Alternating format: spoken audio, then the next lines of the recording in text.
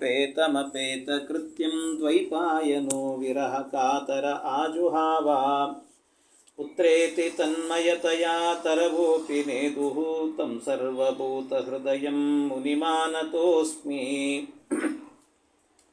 निगमकल्पतरोर्गलितं फलं शुकमुखादमृतद्रवसंयुतं पिबत भागवतं रसमालयं मूरहो रसिका भुवि भावुकाः ಹರಿಕಥಾಮೃತಸಾರ ಗುರುಗಳ ಕರುಣದಿಂದಾಪನಿತು ಪೇಳುವೆ ಪರಮ ಭಗವದ್ಭಕ್ತರಿದನಾದರದಿ ಕೇಳುವುದು.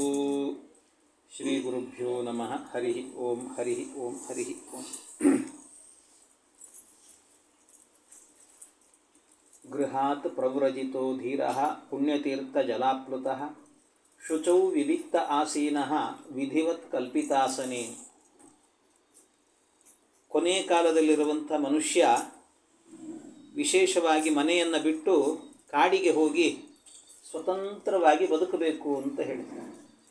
ಅಲ್ಲಿ ಜಿತಶ್ವಾಸ, ಜಿತಾಸನ, ಜಿತಶ್ವಾಸ, ಜಿತಸಂಗ, ಜಿತೇಂದ್ರಿಯ ಎಲ್ಲವನ್ನು ಗೆದ್ದು ಭಗವಂತನ ಧ್ಯಾನ ಮಾಡಬೇಕು ಅಂತ ಹೇಳ್ತಾರೆ.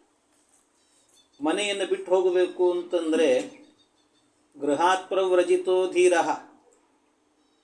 ನಾನೊಂದು ಸ್ವಲ್ಪ ಮೊದಲೇ ಒಂದು ಮಾತು ಹೇಳ್ತೇನೆ. ಇದು ಪ್ರತಿ ಸ್ಕಂದಗಳನ್ನು ಕೂಡ ವಿಶೇಷವಾಗಿ ಕೇಳ್ತಾ ಇರೋ ಉಪನ್ಯಾಸ. ಆದ್ದರಿಂದಾಗಿ ದ್ವಿತೀಯ ಸ್ಕಂದ ಭಾಗವತ ಏನಿದೆ, ಬಹುಶಃ ಭಾಗವತ ಅಂತಂದರೆ ಎಲ್ಲರೂ ತಿಳ್ಕೊಂಡಿರ್ತಾರೆ, ಕಥೆ ಇರ್ತದೆ, ಪ್ರಹ್ಲಾದರಾಜರು, ನರಸಿಂಹದೇವರು, ಧ್ರುವರಾಜರು ಇಂಥ ಕಥೆಗಳು ಬರ್ತಿರ್ತವೆ ಅಂತ ಸಾಮಾನ್ಯ ಎಲ್ಲರೂ ಆ ರೀತಿ ಪ್ರಿಪ್ರೇಷನ್ನಲ್ಲೇ ಕೂತಿರ್ತಾರೆ. ಆದರೆ ಕೆಲವು ಭಾಗಗಳು ಹೇಗಿದ್ದಾವೆ ಅಂದರೆ ಕಥೆ ಇಲ್ಲವೇ ಇಲ್ಲ.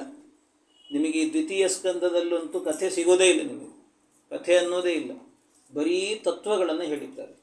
ಧ್ಯಾನವನ್ನು ಹೇಗೆ ಮಾಡಬೇಕು, ಪರಮಾತ್ಮನ ರೂಪ ಹೇಗೆ ಚಿಂತನೆ ಮಾಡಬೇಕು, ಭಗವಂತ ಈ ಚತುರ್ಮುಖ ಬ್ರಹ್ಮದೇವರಿಗೆ ಸೃಷ್ಟಿ ಮಾಡೋಕ್ಕಿಂತ ಮೊದಲು ಏನು ಉಪದೇಶ ಮಾಡಿದ, ಹೇಗೆ ಉಪದೇಶ ಮಾಡಿದ, ಆ ಉಪದೇಶದ ಪ್ರಭಾವ ಏನು, ಅದನ್ನು ಕೇಳಿದ್ದಕ್ಕೆ ಅವ್ರಿಗೇನಾಯಿತು, ಇದೆಲ್ಲ ವಿವರಣೆ ಬರ್ತದೆ. ಇದರಲ್ಲಿ ಅನೇಕ ಸೃಷ್ಟಿಯ ಪ್ರಕ್ರಿಯೆಗಳನ್ನೆಲ್ಲ ವರ್ಣನೆ ಮಾಡುತ್ತಾರೆ ಮತ್ತು ಲಯ ಚಿಂತನೆಗಳನ್ನು ಮಾಡುತ್ತಾರೆ. ಹಾಗಾಗಿ ನೀವು ಉಪನ್ಯಾಸಕ್ಕೆ ಕೂಡುವಾಗ ಸ್ವಲ್ಪ ಪ್ರಿಪೇರ್ ಆಗೇ ಕೂಡಬೇಕು. ಅಂದರೆ ಕಥೆ ಇಲ್ಲ, ಇಲ್ಲಿ ಇರೋದೆಲ್ಲ ತತ್ವ, ಅದನ್ನು ಕೇಳಲಿಕ್ಕೆ ಕೂತಿದ್ದೇವೆ ಅನ್ನುವ ಅನುಸಂಧಾನದಿಂದ ಕೂತರೆ ನಿಮ್ಮ ತಲೆಗೆ ಹೋಗ್ತದಷ್ಟೆ. ಇಲ್ಲದಿದ್ದರೆ ಆಚಾರ್ಯನೋ ಹೇಳ್ತಿದ್ದಾರೆ ಸುಮ್ಮನೆ ಹೋಗಿ ಬರಬೇಕು ಅಂತ ಅನ್ನಿಸ್ತದೆ. ಅದು ಸ್ವಲ್ಪ ಆದರೂ ಒಳಗೆ ಹೋಗಬೇಕು. ಹಾಗೆ ಗೃಹಾತ್ ಪ್ರವ್ರಜಿತೋ ಧೀರಃ ಪುಣ್ಯತೀರ್ಥ ಜಲಾಪ್ಲುತಃ ಅಂತ ಮನೆಯನ್ನು ಬಿಟ್ಟು ಹೋಗಬೇಕು ಅಂತ ಹೇಳ್ತಾರೆ. ಮನೆ ಬಿಟ್ಟು ಮನೆ ಕಟ್ಟಿಕೊಂಡದ್ದೇ ಇರಲಿಕ್ಕೆ ಅದನ್ನೇ ಬಿಟ್ಟು ಹೋಗಬೇಕು ಅಂದರೆ ಹೇಗೆ? ನಾವು ಅಂದ್ಕೊಂಡಿದ್ದೀವಿ ಮನೆಯಲ್ಲಿ ನಾವು ಸ್ವೇಚ್ಛೆಯಿಂದ ಇದ್ದೇವೆ ಅಂತ ನಾವು ಅಂದ್ಕೊಂಡಿದ್ದೇವೆ. ನಿಜವಾಗಲೂ ಮನೆ ಕಟ್ಟಿಕೊಂಡಿದ್ದೇವಲ್ಲ, ಮನೆಯೇ ನಮಗೆ ಬಂಧನ, ಮನೆಯೇ ಬಂಧನ ನಮಗೆ. ನಿಜವಾಗ್ಲೂ ಹೊರಗಿದ್ರೆ ಆರಾಮಾಗಿರ್ತೀವಿ ನಾವು, ಮನೆ ಇರೋ ತನಕಲೂ ಬಂಧನ. ಯಾಕೆ ಅಂದರೆ ನೋಡಿ, ಯಾರಾದರೂ ಮನೆಯಲ್ಲಿ ವಾಸ ಮಾಡ್ತಿದ್ದಾರೆ ಅಂತಂದರೆ ರಾತ್ರಿ ಆದ ಕೂಡಲೇ ಏನಾಗುತ್ತೆ ಹೇಳಿ? ರಾತ್ರಿ ಆದ ಕೂಡಲೇ ಬಾಗಿಲು ಹಾಕ್ರಿ ಅಂತೇಳಿ, ಎಲ್ಲಿಂದ ಮೊದಲು ಸೊಳ್ಳೆ ಒಳಗೆ ಬರ್ತದೆ ಅಲ್ಲ, ಅದು ಬರಬಾರ್ದು ಅಂತ ಅಲ್ಲಿಂದಲೇ ಬಾಗಿಲು ಹಾಕ್ರಿ ಅಂತ ಶುರು ಮಾಡ್ತೀವಿ. ಆಮೇಲೆ ಬಾಗಿಲು ಹಾಕಿದ್ವಿ, ರಾತ್ರಿ ತುಂಬ ಹೊತ್ತಾಗ್ತಾ ಇದೆ, ರಾತ್ರಿ ಕಾಲ ಆಗ್ತಾ ಇದ್ದಂತೆ ಇನ್ನೂ ಸ್ವಲ್ಪ ಏನು ಮಾಡ್ತೇವೆ ಅಂತಂದರೆ ಬಾಗಿಲು ಹಾಕಿದರೆ ಬರೀ ಇದೊಂದೇ ಡೋರ್ ಹಾಕಿದರೆ ಹಾಗೆ ಇದಕ್ಕೊಂದು ಗ್ರಿಲ್ ಮಾಡಿಸಿದರೆ ಚೆನ್ನಾಗಿರ್ತದೆ ಅಂತ ಅನ್ನಿಸ್ತದೆ. ಯಾಕೆ ಯಾವ ಕಳ್ಳರು ಬರ್ತಾರೋ ಏನು ಅಂತ. ಆಮೇಲೆ ಬಾಗಿಲು ಹಾಕಿದ ಮೇಲೆ ಇನ್ನೇನು ಅನಿಸುತ್ತೆ ಅಂತಂದರೆ ಆ ಒಳಗಡೆಯಿಂದ ಒಂದು ಚಿಲ್ಕ ಹಾಕಿದರೆ ಸಾಕಾಗಲ್ಲ, 4 ಚಿಲ್ಕ ಹಾಕ್ರಿ ಅಂತ ಹೇಳುತ್ತಾರೆ. ಅದ್ರ ಜೊತೆಗೆ ಇನ್ನೇನು ಅಂತಂದ್ರೆ ಲಾಕ್ ಸಿಸ್ಟಮ್ ಇಟ್ಕೊಂಡಿರ್ತಾರೆ, ಅದನ್ನೊಂದು ಹಾಕ್ರಿ ಅಂತ ಹೇಳ್ತಾರೆ. ಹೀಗೆಲ್ಲ ಮಾಡಿಕೊಂಡು ಹಿಂದಿನ ಬಾಗಿಲು ಹಾಕಿದ್ದೀರೋ ಇಲ್ಲೋ, ಕಿಟಕಿ ಹಾಕಿದ್ದೀರೋ ಇಲ್ಲೋ ಎಲ್ಲ ನೋಡಿಕೊಂಡು, ಅಂದರೆ ಮನೆಯಲ್ಲಿ ನಾವು ಯಾಕೆ ಇರೋದು ಅಂತ ಹೇಳಿದ್ರೆ ನಮ್ಮನ್ನು ನಾವು ಬಂಧನ ಮಾಡಿಕೊಳ್ಳಿಕ್ಕೋಸ್ಕರ ಇರುವಂಥದ್ದು. ನಮ್ಮನ್ನೇ ನಾವು ಬಂಧನ ಮಾಡಿಕೊಳ್ಳೋದಕ್ಕೋಸ್ಕರ ಮನೆ ಕಟ್ಟಿಕೊಳ್ಳುವಂಥದ್ದು. ಹೀಗೆ ಮಾಡಿಕೊಂಡು ವಾಸ ಮಾಡ್ತೀವಿ. ಹಾಗಾಗಿ ನಿಜವಾದ ಸ್ವಾತಂತ್ರ್ಯ ಎನ್ನುವಂಥದ್ದು ಇರೋದು ಎಲ್ಲಿ ಅಂತ ಹೇಳಿದರೆ ಮನೆಯನ್ನು ಬಿಟ್ಟು ಎಲ್ಲ ಇದು ನಂದಲ್ಲ ಅಂತ ತಿಳ್ಕೊಂಡು ಮೈ ಝಾಡಿಸಿಕೊಂಡು ಹೋದಾಗ ಮಾತ್ರ ನಿಜವಾದ ಸ್ವಾತಂತ್ರ್ಯ ಅಂತ ಹೇಳ್ತಾರೆ. ಈ ಸ್ಥಿತಿಗೆ ಹೋಗಬೇಕು ಅಂದರೆ ಇದು ಏನಂತಾರಲ್ಲ, ಶುಕಾಚಾರ್ಯರು ದ್ವಿತೀಯ ಸ್ಕಂದದಲ್ಲಿ ಆಗಬೇಕಾದ್ರೆ ಧ್ಯಾನದ ಸ್ಥಿತಿಯನ್ನು ಹೇಳಬೇಕಾದ್ರೆ ಅದು ಧ್ಯಾನದ ಒಂದು ಪೀಕ್ ಅವಸ್ಥೆ ಅಂತ ಹೇಳ್ತಾರಲ್ಲ, ತುತ್ತ ತುದಿ. ಆ ತುತ್ತ ತುದಿಯ ತನಕ ನಮ್ಮನ್ನು ಕರೆದುಕೊಂಡು ಹೋಗ್ತಾರೆ ಶುಕಾಚಾರ್ಯ. ಆ ಹಂತಕ್ಕೆ ನಮ್ಮನ್ನು ಎಳೆದುಕೊಂಡು ಹೋಗ್ತಾರೆ. ಅದರಿಂದಾಗಿ ಈ ರೀತಿ ಇರಬೇಕು ಅಂತ. ಹೀಗೆ ಅಭ್ಯಸೇನ್ ಮನಸಾ ಶುದ್ಧಂ ತ್ರಿವೃತ್ ಬ್ರಹ್ಮಾಕ್ಷರಂ ಪರಂ ಮನೋ ಯಚ್ಚೇತ್ ಯಚ್ಚೇತ್ ಜಿತಶ್ವಾಸ ಬ್ರಹ್ಮಬೀಜ ಮನುಸ್ಮರನ್ ಅಂತ. ಇನ್ನು ಪ್ರಾಣಾಯಾಮ ಮಾಡಬೇಕು ಎಲ್ಲ ಹೇಳಿದ್ವಿ. ತ್ರಿವೃತ್ ಬ್ರಹ್ಮಾಕ್ಷರಂ ಪರಂ.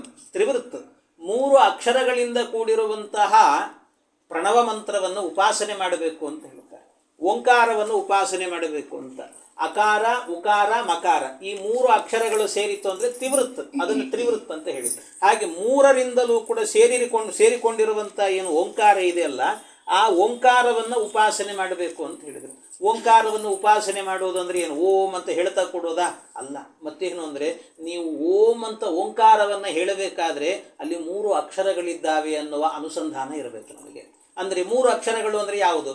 ಅ ಉ ಮ ಅಂತ ಇದೆ. ಅ ಉ ಮ ಅಂತ ಹೇಳಿದಾಗ ಆ ಅಂದರೆ ಏನು ಅಂತ ಹೇಳಿಬಿಟ್ಟು ಚಿಂತನೆ ಬರಬೇಕು ನಮಗೆ.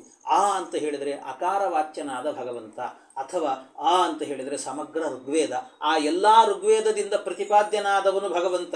ಯಾಕೆ ಋಗ್ವೇದ ಆ ಅಂತ ಹೇಳಿದರೆ ಅಂತ ಕೇಳಿದರೆ, ಆ ಅನ್ನೋದು ಅಂದರೆ ಋಗ್ವೇದ ಆರಂಭ ಆಗೋದೇನೆ ಆ ಅನ್ನುವ ಅಕ್ಷರದಿಂದಾಗಿ. ಅಗ್ನಿಮೀಳೆ ಪುರೋಹಿತೈ ಯಜ್ಞಸ್ಯಾದೇವ ಮೃತ್ವಿಜಂ ಹೋತಾರಂ ರತ್ನದಾತಾಮಂ. ಆ ಅನ್ನುವ ಅಕ್ಷರದಿಂದ ಆರಂಭ ಆಗುತ್ತೆ. ಆದ್ದರಿಂದ ಅದು ಋಗ್ವೇದವನ್ನು ಸಂಕೇತಿಸುತ್ತೆ. ಆ ಅಂದರೆ ಹಾಗಾದರೆ ಋಗ್ವೇದ ಅಂದರೆ ಎಷ್ಟಿದೆ ವೇದ? ಸಮಗ್ರವಾಗಿರುವಂಥ ವೇದ.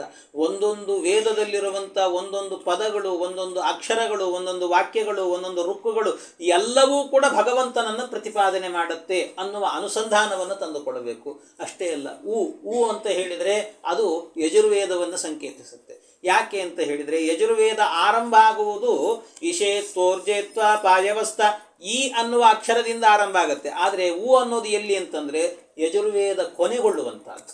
ಅಂದರೆ ಆ ಮತ್ತು ಉ ಹೇಳಿದಾಗ ಋಗ್ವೇದದಿಂದ ಹಿಡ್ಕೊಂಡು ಕೊನೆಯ ತನಕ ಇರುವ ಎಲ್ಲವನ್ನೂ ಕೂಡ ಸಂಗ್ರಹ ಮಾಡಿದಂತೆ ಆಗುತ್ತೆ ಅನ್ನುವ ದೃಷ್ಟಿಯಿಂದಾಗಿ ಸಮುದ್ರೋ ಬಂಧು ಉ ಅನ್ನುವಲ್ಲಿ ಕೊನೆಗೊಳ್ಳುತ್ತೆ. ಹಾಗಾಗಿ ಉ ಅಂತ ಕೊನೆಗೊಳ್ಳೋದ್ರಿಂದಾಗಿ ಉಕಾರವನ್ನು ಇಟ್ಟುಕೊಳ್ಳುತ್ತೆ. ಆ ಉಕಾರ ಅಂದರೆ ಸಮಗ್ರವಾದಂತಹ ಯಜುರ್ವೇದ ಅಂತ. ಯಜುರ್ವೇದದಲ್ಲಿರುವಂಥ ಪ್ರತ್ಯಕ್ಷರಗಳು ಕೂಡ ಎಲ್ಲವೂ ಭಗವಂತನನ್ನು ಪ್ರತಿಪಾದನೆ ಮಾಡುತ್ತೆ ಅನ್ನುವ ಅನುಸಂಧಾನಕ್ಕೆ ಹೋಗಬೇಕು. ನಾವು ಓಂಕಾರ ಉಚ್ಚಾರಣೆ ಮಾಡುತ್ತಿದ್ದೇವೆ ಅಂದರೆ ಬರೀ ನಮಗೆ ತಲೆಯೆಲ್ಲ ವೈಬ್ರೇಷನ್ ಆಗ್ತಾ ಇದೆ ಅಂತ ಅಷ್ಟೇ ಅಂದ್ಕೊಳ್ಬಾರ್ದು. ಓಂಕಾರವನ್ನು ಹೇಳಬೇಕಾದ್ರೆ ಅದೊಂದು ಯೋಗಾಸನ ಅಂತ ತಿಳ್ಕೊಂಡಿರ್ತಾರೆ.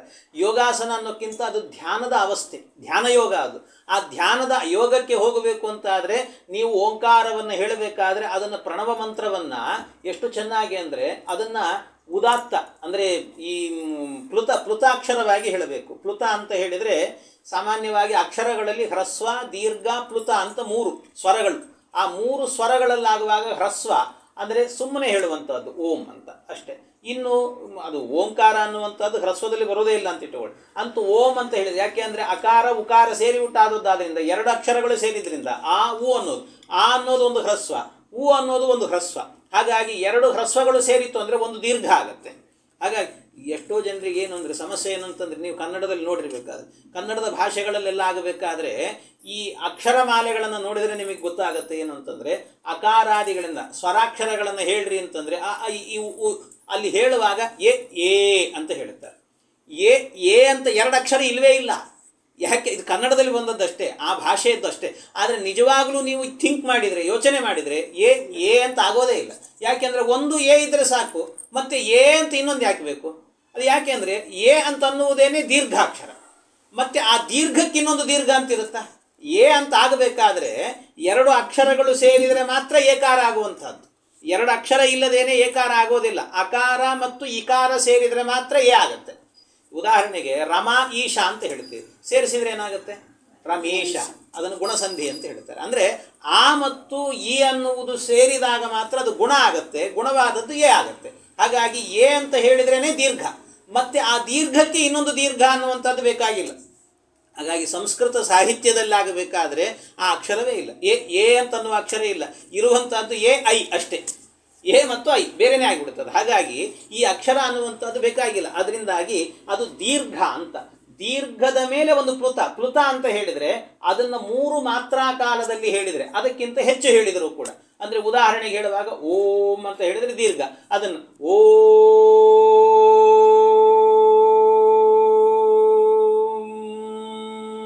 ಇಷ್ಟು ಹೇಳಿದರೆ ಅದನ್ನು ಪ್ಲುತ ಅಂತ ಕರೀತಾರೆ. ಹೀಗೆ ಕಲಿಯುವಂಥದ್ದು. ಅಂಥ ಅಕ್ಷರವನ್ನು ಉಚ್ಚಾರಣೆ ಮಾಡುವಾಗ ಅಷ್ಟು ಅಕ್ಷರದಲ್ಲಿ ನೀವು ಅಂತ ಹೇಳುವಾಗ ಏನಾಗುತ್ತೆ ಅಂದರೆ ಈ ತಲೆಯೆಲ್ಲ ಏನಾಗುತ್ತೆ ಅಂದರೆ ಒಂದು ಸರ್ತಿ ಶೇಕ್ ಆಗುತ್ತೆ. ಅದು ಈ ತಲೆಗೆ ಬೇಕಾಗಿರುವಂಥ ಒಂದು ಆಸನ, ಯೋಗಾಸನ ಅದು ಒಂದು ಆಸನ ಆದರೆ ಇನ್ನೊಂದು ಧ್ಯಾನ ಯೋಗ ಆಗಬೇಕು. ನಮಗೆ ಧ್ಯಾನ ಯೋಗ ಆಗಬೇಕು ಅಂತಂದರೆ ಆ ಧ್ಯಾನದಲ್ಲಿ ಆಗಬೇಕಾದ್ರೆ ಅಷ್ಟು ಹೇಳ್ತಾ ಇರುವಾಗ ಅಕಾರದಿಂದ ಪ್ರತಿಪಾದ್ಯವಾದ ಭಗವಂತನ ರೂಪದ ಚಿಂತನೆ ಬರಬೇಕು. ನಮಗೆ ಸಮಗ್ರವಾದಂಥ ಋಗ್ವೇದ, ಸಮಗ್ರವಾದ ಯಜುರ್ವೇದ, ಈ ಎಲ್ಲದರ ಚಿಂತನೆ ಬರಬೇಕು. ಕೊನೆಗೆ ಮಾ ಅಂತ ಇದೆ. ಮಾ ಅಂತ ಹೇಳಿದರೆ ಅದು ಸಾಮವೇದ ಅಂತ ಅರ್ಥ. ಯಾಕೆಂದರೆ ಮಕಾರ ಎನ್ನುವಂಥದ್ದು ಸಾಮವೇದಕ್ಕೆ ಹತ್ತಿರವಾದ ಅಕ್ಷರ. ಸಾಮವನ್ನು ಗಾನ ಅಂತ ಕರೀತಾರೆ, ಸಾಮಗಾನ ಅಂತ. ಸಾಮಗಾನ ಅಂತ ಹೇಳಿದರೆ ಅದು ಸಂಗೀತಕ್ಕೆ ತುಂಬ ಹತ್ತಿರವಾದ ಅಕ್ಷರ ಯಾವುದು ಅಂದರೆ ಮಕಾರ. ಮಕಾರ ಯಾಕೆ ಹತ್ತಿರ? ನೀವು ಸಾಮಾನ್ಯ ನೋಡಿ ಗಮನಿಸಿ, ಈ ಸಂಗೀತ ಕಚೇರಿಗೆ ಯಾರನ್ನಾದರೂ ಕರೆದ್ರೆ ಅವರು ಒಂದು ಹಾಡು ಹೇಳ್ರಿ ಅಂತಂದರೆ ಮೊದಲೇನು ಮಾಡ್ತಾರೆ? ಅವರು ಒಂದು ಸರ್ತಿ ಕಂಠವನ್ನು, ಧ್ವನಿ ಪೆಟ್ಟಿಗೆಯನ್ನು ಸರಿ ಮಾಡಿಕೊಳ್ಳಿಕ್ಕೆ ಮೊದಲು ಹೇಳುವಂಥದ್ದು ಮಕಾರ ಹೇಳ್ತಾರೆ. ಹೇಳ್ತಿರ್ತಾರೆ. ಅಂದರೆ ಆ ಅಂತ ಆ ಮಕಾರ ಬಂದರೆ ಧ್ವನಿ ಪೆಟ್ಟಿಗೆ ಸರಿ, ಅಂದರೆ ಆ ಸಂಗೀತ ಎನ್ನುವಂಥದ್ದು ಹೊರಹೊಮ್ಮುವಂಥದ್ದೇ ಮಕಾರದಿಂದ. ಹಾಗಾಗಿ ಸಾಮ ಗಾನ, ಆ ಗಾನಕ್ಕೆ ಹತ್ತಿರವಾದ ಅಕ್ಷರ ಯಾವುದು ಅಂದರೆ ಮಕಾರ. ಆದ್ದರಿಂದ ಮಕಾರ, ಆದ್ದರಿಂದ ಅಕಾರ, ಉಕಾರ, ಮಕಾರ ಅಂದರೆ ಇದು ಮೂರು ಸೇರಿತು ಅಂದರೆ ತ್ರಿವೃತ್. ಇದು ಬ್ರಹ್ಮಾಕ್ಷರ. ಇದು ಏನಂತ? ಬ್ರಹ್ಮಾಕ್ಷರಂ ಪರಂ. ಇದು ದಿವ್ಯವಾಗಿರುವಂಥ ಭಗವಂತನನ್ನು ಹೇಳುತ್ತೆ ಅಂತ ಅನುಸಂಧಾನವನ್ನು ಮಾಡಿಕೊಂಡು ನಾವು ಜಪವನ್ನು ಮಾಡೋದು. ಇದನ್ನು ಉಪಾಸನೆಯನ್ನು ಮಾಡತಕ್ಕಂಥದ್ದು. ಹೀಗೆ ಉಪಾಸನೆಯನ್ನು ಮಾಡಿಕೊಂಡು ಮನೋ ಯಚ್ಚೇತ್ ಜಿತಶ್ವಾಸ ಬ್ರಹ್ಮಬೀಜ ಮನುಸ್ಮರನ್ನಂತ ಮನಸ್ಸನ್ನು ನಿಯಂತ್ರಣಕ್ಕೆ ತಂದುಕೊಳ್ಬೇಕು. ಮನಸ್ಸನ್ನು ಆ ನಿಯಂತ್ರಣಕ್ಕೆ ತಂದುಕೊಂಡ ನಂತರ ಆಮೇಲೆ ಇದನ್ನೆಲ್ಲವನ್ನು ಕೂಡ ಜಿತಶ್ವಾಸ ಇದೆಲ್ಲವನ್ನು ಕೂಡ ಮಾಡಿಕೊಂಡು ಆಮೇಲೆ ಏನು ಮಾಡಬೇಕಂತೆ? ಭಗವಂತನ ಚಿಂತನೆ. ಆ ಭಗವಂತನ ಚಿಂತನೆ ಎನ್ನುವಂಥದ್ದು ಸ್ಥೂಲವಾದ ರೂಪ ಅಂತ ಹೇಳಿದೆ ನಿನ್ನೆ ನಾನು. ಆ ಸ್ಥೂಲವಾದಂಥ ರೂಪ ಅಂತ ಹೇಳಿದಾಗ ಹೇಗೆ ಚಿಂತನೆ ಮಾಡಬೇಕು ಭಗವಂತನ ರೂಪ ಅಂದರೆ ಸಮಗ್ರ ಬ್ರಹ್ಮಾಂಡ ಎನ್ನುವುದು ಭಗವಂತನ ಒಂದು ದೇಹ ಅಂತ ಚಿಂತನೆ. ಸಮಗ್ರ ಬ್ರಹ್ಮಾಂಡವೇ ಭಗವಂತನ ದೇಹ. ಈ ಸಮಗ್ರವಾದ ಬ್ರಹ್ಮಾಂಡದಲ್ಲಿ ಒಟ್ಟು ಎಷ್ಟು ಲೋಕಗಳು ಅಂದರೆ ನಾವೆಲ್ಲ ಕೇಳಿದ್ದೀವಿ, 14 ಲೋಕಗಳು ಅಂತ ಕೇಳಿದ್ದೇವೆ. ನಮಗೆ ಸಾಮಾನ್ಯವಾಗಿ ಏನು ಅಂತಂದರೆ ನಮಗೆ ಆ ಕಲ್ಪನೆ ಬರೋದಿಲ್ಲ. ನಮಗೆ ಆ ಕಲ್ಪನೆ ಯಾಕೆ ಬರಲ್ಲ ಅಂದರೆ ನಾವು ಆ ಲೋಕಗಳನ್ನು ನೋಡಿಲ್ಲ. ಆದ್ದರಿಂದ ಅತಳ, ವಿತಲ, ಸುತಲ, ಪಾತಾಳ, ತಲ ಈ ಲೋಕ ಎಲ್ಲಿ ನೋಡಿದ್ದೇವೆ ನಾವು? ನೋಡಲಿಲ್ಲ. ಆದ್ದರಿಂದ ಅದು ಹೇಗಿದೆ ಅನ್ನೋ ಕಲ್ಪನೆ ಬರೋದಿಲ್ಲ ನಮಗೆ. ಅದರಿಂದಾಗಿ ಅದನ್ನು ಶಾಸ್ತ್ರ ಏನು ಹೇಳುತ್ತೆ ಹಾಗೆ ಕೇಳ್ಕೊಳ್ಬೇಕಷ್ಟೆ. ಆ ರೀತಿ ಕೇಳಿಕೊಂಡು ಅದನ್ನು ಅನುಸಂಧಾನಕ್ಕೆ ತಂದುಕೊಳ್ಳಬೇಕು. ನೋಡದೇ ಇರುವಂಥದ್ದನ್ನು ಶಾಸ್ತ್ರದ ಶಬ್ದಗಳಿಂದಾಗಿ ನಮಗೆ ಒಂದು ಅನುಭವವನ್ನು ತಂದುಕೊಂಡು ಆ ಅನುಭೂತಿಯಿಂದಾಗಿ ಅದನ್ನು ಅನುಭವಕ್ಕೆ ತಂದುಕೊಂಡು ನೋಡಬೇಕು. ಒಳಗಡೆಯಿಂದಲೇ ಒಳಗಣ್ಣಿನಿಂದ ನೋಡಬೇಕು ಅಂತ ಹೇಳ್ತಾರೆ. ಆ ಒಳಗಣ್ಣಿನಿಂದ ನೋಡೋದು ಅಂತ ಹೇಳಿದರೆ ಮೊದಲು ಏನಾಗಬೇಕು ಅಂತಂದರೆ, ಒಳಗಣ್ಣಿನಿಂದ ನೋಡೋದು ಅಂತಂದಾಗ ಮೊದಲು ನಾವು ಅನುಸಂಧಾನಕ್ಕೆ ಕೂತುಕೊಂಡಾಗ ಏನಾಗಬೇಕು ಅಂದರೆ ನಮಗೊಂದು ಸ್ಪಷ್ಟವಾದ ತಿಳುವಳಿಕೆ ಬರಬೇಕು. ಏನು ಆ ತಿಳುವಳಿಕೆ ಅಂದರೆ ನಾನು ಅಂದರೆ ಯಾರು ಅಂತ ಗೊತ್ತಾಗಬೇಕು. ನಾನು ಅಂದರೆ ಯಾರು? ನಾನು ಅಂತಂದರೆ ಈ ದೇಹವ ಅಲ್ಲ, ಮೈ ಮೇಲೆ ಹಾಕಿಕೊಂಡ ಬಟ್ಟೆನಾ ಅಲ್ಲ, ನನ್ನ ಒಳಗಿರುವಂತಹ ರಕ್ತ ಮಾಂಸವ ಅಲ್ಲ, ಮೂಳೆನ ಅಲ್ಲ, ಮತ್ತಿನ್ನೇನು? ಹಾಗಾದರೆ ಇದು ಯಾವುದೂ ಅಲ್ಲ. ಇದು ಯಾವುದೂ ಅಲ್ಲದೇ ಇರುವಂಥ ಒಂದು ಜೀವದ ಸ್ವರೂಪ ಇದೆ. ಆ ಜೀವದ ಸ್ವರೂಪ ಎನ್ನುವಂತಹದ್ದು ಎಲ್ಲಿದೆ ಅಂತ ಹೇಳಿದರೆ ಇಡೀ ದೇಹದಲ್ಲಿ ವ್ಯಾಪಿಸಿಕೊಂಡಿದೆ ಅಂತ. ಇಡೀ ದೇಹದಲ್ಲಿ ಅದು ಎಂಥದ್ದು ಅಂತ ಹೇಳಿದರೆ ಆ ಜೀವದ ಸ್ವರೂಪ ಎನ್ನುವುದು ಹೇಗಿದೆ ಅಂತ ಚಿಂತನೆ ಮಾಡಬೇಕು. ಅಂದರೆ ಒಳಗಡೆಯಲ್ಲಿ ನಾವೀಗ ಸಾಮಾನ್ಯ ಮನೆಯಲ್ಲಿ ವೈಶ್ವದೇವ ಮಾಡುವವರೆಲ್ಲರೂ ಕೂಡ ದೇವರ ನೈವೇದ್ಯಕ್ಕೆ ಅನ್ನ ಮಾಡಬೇಕಾದ್ರೆ ಒಂದು ಅಗ್ಗಿಷ್ಟಿಗೆ ಹಚ್ತಾರೆ, ಒಂದು ಇದ್ದಿಲು ಒಲೆಯನ್ನು. ಆ ಇದ್ದಿಲಿನಲ್ಲಿ ಆಗಬೇಕಾದ್ರೆ ಕೆಂಡ ಇರುತ್ತೆ, ಆ ಇದ್ದಿಲಿನಲ್ಲಿ ಬೆಂಕಿ. ನೀವು ಆ ಬೆಂಕಿ ಸಹಿತವಾದದ್ದನ್ನೇ ಒಂದು ತಕ್ಕಡಿಯಲ್ಲಿಟ್ಟು ತೂಕ ಮಾಡಿ, ಎಷ್ಟಿದೆ ಅಂತ ತೂಕ ಮಾಡಿದ ಮೇಲೆ ಅದನ್ನು ತೆಗೆದು ಮತ್ತೆ ನೀವು ನೀರಲ್ಲಿ ಅದ್ದಿ ಆಮೇಲೆ ನೀರೆಲ್ಲ ಸ್ವಲ್ಪ ಒಣಗಿಸಿದ ಮೇಲೆ ಮತ್ತೆ ತೂಕ ಮಾಡಿ. ಬೆಂಕಿ ಇದ್ದಾಗ ಎಷ್ಟು ತೂಕ ಇತ್ತೋ ಅಷ್ಟೇ ತೂಕ ನೀವು ನೀರಿನಿಂದ ಆರಿಸಿದ ಮೇಲೂ ಅಷ್ಟೇ ತೂಕ ಇರುತ್ತೆ, ವ್ಯತ್ಯಾಸ ಆಗೋದಿಲ್ಲ. ಹಾಗಾದರೆ ಬೆಂಕಿ ಇದ್ದಾಗಲೂ ಅದೇ ತೂಕ, ಬೆಂಕಿ ಇಲ್ಲದೇ ಇದ್ದಾಗಲೂ ಅದೇ ತೂಕ. ಹಾಗಾದರೆ ಬೆಂಕಿ ಇದ್ದಾಗ ಅಂತ ಹೇಳಬೇಕಾದ್ರೆ ಬೆಂಕಿ ಇದ್ದಾಗ ಸ್ವಲ್ಪ ಜಾಸ್ತಿ ಆಗಬೇಕಿತ್ತಲ್ಲ ತೂಕ, ಯಾಕಾಗಲಿಲ್ಲ? ಹಾಗೆ ಜೀವನೂ ಕೂಡ ಹೇಗಿದ್ದಾನೆ ಅಂದರೆ ಇಲ್ಲೂ ದೇಹದ ಒಳಗಡೆಯಲ್ಲಿ ಆಗಬೇಕಾದ್ರೆ ಅಂಗಾರದಲ್ಲಿ ಅಂದರೆ ಇದ್ದಿಲಿನಲ್ಲಿ ಆಗಬೇಕಾದ್ರೆ ಕೆಂಡ ಹೇಗೆ ಬಂದು ಹೋಗುತ್ತಲ್ವ ಆ ರೀತಿ ಇರ್ತಾನಂತೆ ಜೀವ. ಹಾಗಾಗಿ ಇಡೀ ದೇಹದಲ್ಲಿ ಆಗಬೇಕಾದ್ರೆ ಅತ್ಯಂತ ಸೂಕ್ಷ್ಮನಾಗಿದ್ದರೂ ಕೂಡ ಕ್ಷಣ ಮಾತ್ರದಲ್ಲೇನೆ ಕಾಲಿನ ಕಡೆಗೂ ಹೋಗ್ತಾನೆ, ಕೈಗೂ ಬರ್ತಾನೆ, ತಲೆಗೂ ಬರ್ತಾನೆ, ಎಲ್ಲಿ ಬೇಕಾದರೂ ಬರ್ತಾನಂತೆ. ಯಾಕೆ ಅಂದರೆ ಆ ಕ್ಷಣದಲ್ಲೇ ಅವನಿಗೆ ಗೊತ್ತಾಗತ್ತಂತೆ ಈ ದೇಹದ ಮೇಲೆ ನಂದು ಅನ್ನುವ ವ್ಯಾಮೋಹ ಇದೆ ಅಂತ. ಅವನಿಗೆ ದೇಹದ ಮೇಲೆ ನಂದು ಇದು ಅನ್ನುವ ವ್ಯಾಮೋಹ, ಆ ವ್ಯಾಮೋಹವನ್ನು ತೆಗೆದುಕೊಂಡು ನಾವು ಆ ಸ್ಥಿತಿಗೆ ಹೋಗಬೇಕು. ಅಂದರೆ ನಾನು ಅಂದರೆ ಈ ದೇಹ ಅನ್ನುವಂಥದ್ದಲ್ಲ, ಕಣ್ಣು ಅಲ್ಲ, ಮೂಗಲ್ಲ, ಬಾಯಲ್ಲ, ಯಾವುದಲ್ಲ, ನನ್ನದ್ದೇ ಒಂದು ಸ್ವರೂಪ ಇದೆ ಅಂತ ತಿಳ್ಕೊಳ್ಬೇಕು. ಹಾಗೆ ಒಳಗೆ ಇರ್ತಾನಲ್ಲ, ಅವನಿಗೊಂದು ಸ್ವರೂಪ ಇದೆ ಅಂತೆ. ಸಣ್ಣ ರೂಪದಲ್ಲೇ ಇದ್ದಾನ ಅವನ ಜೀವ. ಆ ಸಣ್ಣ ರೂಪದಲ್ಲಿರುವಂಥ ಜೀವನಿಗೆ ಒಂದು ಸ್ವರೂಪ ಇದೆ. ಅವನಿಗೆ ಒಂದು ಕಣ್ಣಿದೆ. ಆ ಕಣ್ಣಿನಿಂದಾಗಿ ಭಗವಂತನನ್ನು ನೋಡಬೇಕು. ದೇವರನ್ನು ನೋಡೋದು ಅಂತ ಹೇಳಿದರೆ ನಮ್ಮ ಈ ಹೊರಗಣ್ಣೇನಿದೆ, ಈ ಹೊರಗಣ್ಣಿನಿಂದ ನೋಡೋದಲ್ಲ. ಮತ್ತು ಈ ಹೊರಗಣ್ಣಿನಿಂದ ಇರುವಂತಹ ಏನು ದೇವಸ್ಥಾನಗಳಿಗೆ, ತೀರ್ಥಕ್ಷೇತ್ರಗಳಿಗೆ ಹೋಗ್ತೀವಿ, ಅಲ್ಲಿ ಭೇಟಿ ಕೊಟ್ಟಾಗ ಅಲ್ಲಿ ನೋಡೋದಷ್ಟೇ. ಆದರೆ ನಿಜವಾಗಲೂ ನೋಡಬೇಕಾದದ್ದು ಎಲ್ಲಿ ಅಂತಂದರೆ ಈ ಒಳಗಣ್ಣಿನಿಂದ ನೋಡಬೇಕು. ಒಳಗಣ್ಣು, ಆ ಒಳಗಣ್ಣು ಅಂದರೆ ಒಳಗೆ ಸೂಕ್ಷ್ಮವಾದ ಒಂದು ದೇಹ ಎನ್ನುವಂಥದ್ದು ಇದೆ, ಜೀವದ ಸ್ವರೂಪ. ಅದು ಆ ಸ್ವರೂಪದಿಂದ ನೋಡಬೇಕು. ಆ ಸ್ವರೂಪಕ್ಕೇನೆ ಈ ಎಲ್ಲ ಅನುಸಂಧಾನಗಳನ್ನು ತಂದುಕೊಳ್ಬೇಕು. ಸಮಗ್ರ ಬ್ರಹ್ಮಾಂಡ ಎನ್ನುವಂಥದ್ದೇನೆ ಪರಮಾತ್ಮನ ಮಂದಿರ. ಬ್ರಹ್ಮಾಂಡ ಎನ್ನುವುದು 14 ಲೋಕಗಳು ಕೂಡ ಬ್ರಹ್ಮಾಂಡ ಎನ್ನುವಂಥದ್ದು ಭಗವಂತನ ಮಂದಿರ. ಇದು ಈ ಮಂದಿರವನ್ನು ಹೇಗೆ ಚಿಂತನೆ ಮಾಡಬೇಕು ಅಂತಂದರೆ, ಪರಮಾತ್ಮನ ದೇಹವನ್ನು ಪಾತಾಳಮೇತಸ್ಯ ಹಿ ಪಾದಮೂಲಂ ಪಠಂತಿ ಪಾರ್ಷ್ಣಿ ಪ್ರಪದೇ ರಸಾತಳಂ ಮಹಾತಳಂ ವಿಶ್ವಸೃಜಸ್ಸು ಗುಲ್ಫೌ ತಳಾತಳಂ ವೈ ಪುರುಷಸ್ಯ ಜಂಘೆ. ಪರಮಾತ್ಮನ ಪಾತಾಳಮೇತಸ್ಯ ಹಿ ಪಾದಮೂಲಂ ಅಂತ ಹೇಳ್ತಾರೆ. ಪಾದಮೂಲ ಅಂದರೆ ಭಗವಂತನ ಏನು ಅಂಗಾಲಿದೆ ಅಲ್ವಾ, 14 ಲೋಕಗಳನ್ನು ಹೀಗೆ ಚಿಂತನೆ ಮಾಡಬೇಕು. ಭಗವಂತನ ಏನು ಪಾದ ತಲ ಅಂಗಾಲು ಅಂತ ಹೇಳ್ತೀವಿ, ಅದು ಪಾತಾಳ ಲೋಕ ಅಂತ. ಅಂದರೆ ಆ ಪಾದ ತಲದಿಂದಲೇ ಪಾತಾಳ ಲೋಕ ಎನ್ನುವುದು ಹುಟ್ಟಿದ್ದು. ಅಂದರೆ ಇದರಿಂದ ಏನು ಚಿಂತನೆ ಅಂತಂದರೆ, ಸಮಗ್ರವಾದ ಬ್ರಹ್ಮಾಂಡವೇ ಭಗವಂತನ ದೇಹ. ಅಂದರೆ ಈ ಬ್ರಹ್ಮಾಂಡ ಎನ್ನುವುದು ಜಡ, ಹಾಗಾಗಿ ಜಡವೇ ಆಗಿದ್ದಾನೆ ಪರಮಾತ್ಮ ಅಂತ ತಿಳ್ಕೊಂಡ್ಬಿಡಬೇಡ್ರಿ. ಮತ್ತೆ ಅದರಿಂದ ಹುಟ್ಟಿತು ಅಂತ ಅಷ್ಟೇ ಅರ್ಥ. ಪರಮಾತ್ಮನಿಂದ ಹುಟ್ಟಿದ್ದು ಅದರಲ್ಲಿ ಅಂದರೆ ಆ ದೇಹ ಮಾಡಿಕೊಂಡಿದ್ದಾನಷ್ಟೇ ಪರಮಾತ್ಮ. ದೇಹವೇ ಪರಮಾತ್ಮ ಅಲ್ಲ, ಬ್ರಹ್ಮಾಂಡವೇ ಪರಮಾತ್ಮ ಅಲ್ಲ, ಬ್ರಹ್ಮಾಂಡಕ್ಕಿಂತ ಭಿನ್ನನಾಗಿದ್ದಾನೆ. ಒಂದೊಂದು ಲೋಕಗಳನ್ನು ಅವನ ಅವಯವಗಳಿಂದ ಸೃಷ್ಟಿ ಮಾಡಿದ್ದಾನೆ ಪರಮಾತ್ಮ ಅಂತ ತಿಳ್ಕೊಳ್ಬೇಕು. ಹಾಗೆ ಪಾತಾಳಮೇತಸ್ಯ ಹಿ ಪಾದಮೂಲಂ ಅಂತ, ಪಾದ ತಲದಿಂದಾಗಿ ಪಾತಾಳ ಲೋಕ ಹುಟ್ಟಿತು. ಆಮೇಲೆ ರಸಾತಳ ಲೋಕ ಎನ್ನುವಂಥದ್ದು ಕಾಲಿನ ಹಿಮ್ಮಡಿ ಅಂತ ಹೇಳ್ತೀವಲ್ಲ, ಮೇಲ್ಭಾಗ ಎನ್ನುವಂಥದ್ದು, ಆ ಹಿಮ್ಮಡಿಯಿಂದಾಗಿ ಹುಟ್ಟಿತಂತೆ, ಹಿಮ್ಮಡಿ ಅಂತ. ಆಮೇಲೆ ಹಿಮ್ಮಡಿ ಮುಮ್ಮಡಿಗಳು. ಆಮೇಲೆ ಇನ್ನೊಂದು ಮಹಾತಳ ಲೋಕ, ಮಹಾತಳಂ ವಿಶ್ವಸೃಜಸ್ಸು ಗುಲ್ಪೌ. ಮಹಾತಳ ಲೋಕ ಎನ್ನುವುದು ಹೇಗೆ ಹುಟ್ಟಿತ್ತು ಅಂತಂದರೆ, ಭಗವಂತನ ಸುಗುಲ್ಫವು, ಗುಲ್ಫ ಅಂತ ಹೇಳಿದರೆ ಆ ಕಡೆ ಈ ಕಡೆ 2 ಗಂಟು ಇರ್ತದೆ ನೋಡಿ, ಈ ಪಾದದಲ್ಲಾಗಬೇಕಾದ್ರೆ ಆ ಕಡೆ ಈ ಕಡೆ, ಅದನ್ನು ಗುಲ್ಫ ಅಂತ ಹೇಳ್ತಾರೆ. ಆ ಗಂಟಿನಿಂದಾಗಿ ಆಗಬೇಕಾದ್ರೆ ಮಹಾತಳ ಲೋಕ ಎನ್ನುವಂಥದ್ದು ಹುಟ್ಟಿತಂತೆ. ಇನ್ನೊಂದು ತಲಾತಲ ಲೋಕ ಎನ್ನುವುದು ಪರಮಾತ್ಮನ ಸ್ವಲ್ಪ ಮೇಲೆ ಬಂದರೆ ಮೀನುಖಂಡ ಅಂತ ಹೇಳ್ತಾರೆ. ಅದನ್ನು ಮೊಣಕಾಲಿಗಿಂತ ಕೆಳಗಿರುವಂಥದ್ದು ಕಣಕಾಲು ಅಂತ ಹೇಳ್ತಾರೆ. ಆ ಕಾಲಿನ ಭಾಗದಿಂದಾಗಿ ತಲಾತಲ ಲೋಕ ಎನ್ನುವಂಥದ್ದು ಹುಟ್ಟಿತು ಅಂತ. ಆಮೇಲೆ ದ್ವೇಜಾನುನಿ ಸುತಲಂ ವಿಶ್ವಮೂರ್ತೆ ಊರುದ್ವಯಂ ವಿತಲಂ ಚಾತಲಂಚ ಮಹೀತಲಂ ತಜ್ಜಗನಂ ಮಹೀಪತೆ ನಭಸ್ಥಲಂ ನಾಭಿಸರೋ ಗೃಣಂತಿ. ದ್ವೇಜಾನುನಿ ಸುತಲಂ ವಿಶ್ವಮೂರ್ತೆ. ಇನ್ನು ಅವನ 2 ಮೊಣಕಾಲುಗಳೇನಿದ್ದಾವೆ, ಆ ಮೊಣಕಾಲುಗಳಿಂದ ಹುಟ್ಟಿದ ಲೋಕ ಎನ್ನುವಂಥದ್ದು ಸುತಲ ಲೋಕ ಅಂತೆ. ಇನ್ನು ಅವನ ತೊಡೆಗಳೇನಿದ್ದಾವೆ, ಆ 2 ತೊಡೆಗಳಲ್ಲಿ ಒಂದು ತೊಡೆಯಿಂದ ಅತಲ ಲೋಕ, ಇನ್ನೊಂದು ತೊಡೆಯಿಂದಾಗಿ ವಿತಲ ಲೋಕ ಅಂತ 2 ಲೋಕಗಳು ಹುಟ್ಟಿತು ಅಂತ ಹೇಳ್ತಾರೆ. ಇನ್ನು ಅವನ ಸೊಂಟದ ಭಾಗದಿಂದಾಗಿ ಭೂಲೋಕ, ನಾವಿರುವಂಥ ಜಾಗ, ಭೂಲೋಕ ಎನ್ನುವಂಥದ್ದು ಹುಟ್ಟಿತು. ಪರಮಾತ್ಮನ ಹೊಕ್ಕಳೇನಿದೆ, ಆ ಹೊಕ್ಕಳ ಭಾಗದಿಂದಾಗಿ ನಭಸ್ಥಲಂ ನಾಭಿಸರೋ ಗೃಣಂತಿ. ನಭಸ್ಥಲ ಅಂದರೆ ನಭೋಮಂಡಲ ಅಂತನ್ನುವಂಥದ್ದು, ಅಂದರೆ ಅಂತರಿಕ್ಷ ಲೋಕ ಅಂತ ಹೇಳ್ತಾರೆ. ಆಕಾಶ, ಮೇಲಿರುವಂಥ ಆಕಾಶ ತತ್ವ ಎನ್ನುವಂಥದ್ದು ಹುಟ್ಟಿರುವಂಥದ್ದು ಯಾವುದರಿಂದ ಅಂದರೆ ಭಗವಂತನ ನಾಭಿಯಿಂದ ಹುಟ್ಟಿದ್ದು ಅಂತ ನೋಡಿ. ಇದನ್ನೆಲ್ಲ ನಾವು ಚಿಂತನೆ ಮಾಡಿದಾಗ ನಮಗೇನಾಗುತ್ತೆ ಅಂದರೆ, ಬೇರೆ ಬೇರೆ ಕಡೆಯಲ್ಲಿ ಬರುವಂತಹ ಅನುಸಂಧಾನಕ್ಕೆಲ್ಲ ಅನುಕೂಲ. ನೀವು ಸಾಮಾನ್ಯವಾಗಿ ಎಲ್ಲರೂ ಕೂಡ ಹರಿಕಥಾಮೃತ ಸಾರವನ್ನು ಅಧ್ಯಯನ ಮಾಡಿರ್ತಾರೆ ಕೆಲವು. ಹರಿಕಥಾಮೃತ ಸಾರದಲ್ಲಿ ಒಂದು ಸಂಧಿ ಇದೆ, ಗಣಪತಿ ಸಂಧಿ ಅಂತ. ಆ ಗಣಪತಿ ಸಂಧಿಯಲ್ಲಿ ಆಗಬೇಕಾದ್ರೆ ಒಂದು ಮಾತು ಹೇಳ್ತಾರೆ, ಈ ಗಣಪತಿ ದೇವರು ಎಲ್ಲಿದ್ದಾರೆ ಅಂತ ಚಿಂತನೆ ಮಾಡಬೇಕು ಅಂತನ್ನುವಾಗ ಅಲ್ಲಿ ಹೇಳುವಾಗ ಈಶನ ಅತಿ ನಿರ್ಮಲ ಸುನಾಭಿ ದೇಶವಸ್ಥಿತ ಅಂತ ಒಂದು ಮಾತು ಬರುತ್ತದೆ. ಅಂದರೆ ಅರ್ಥ ಏನು?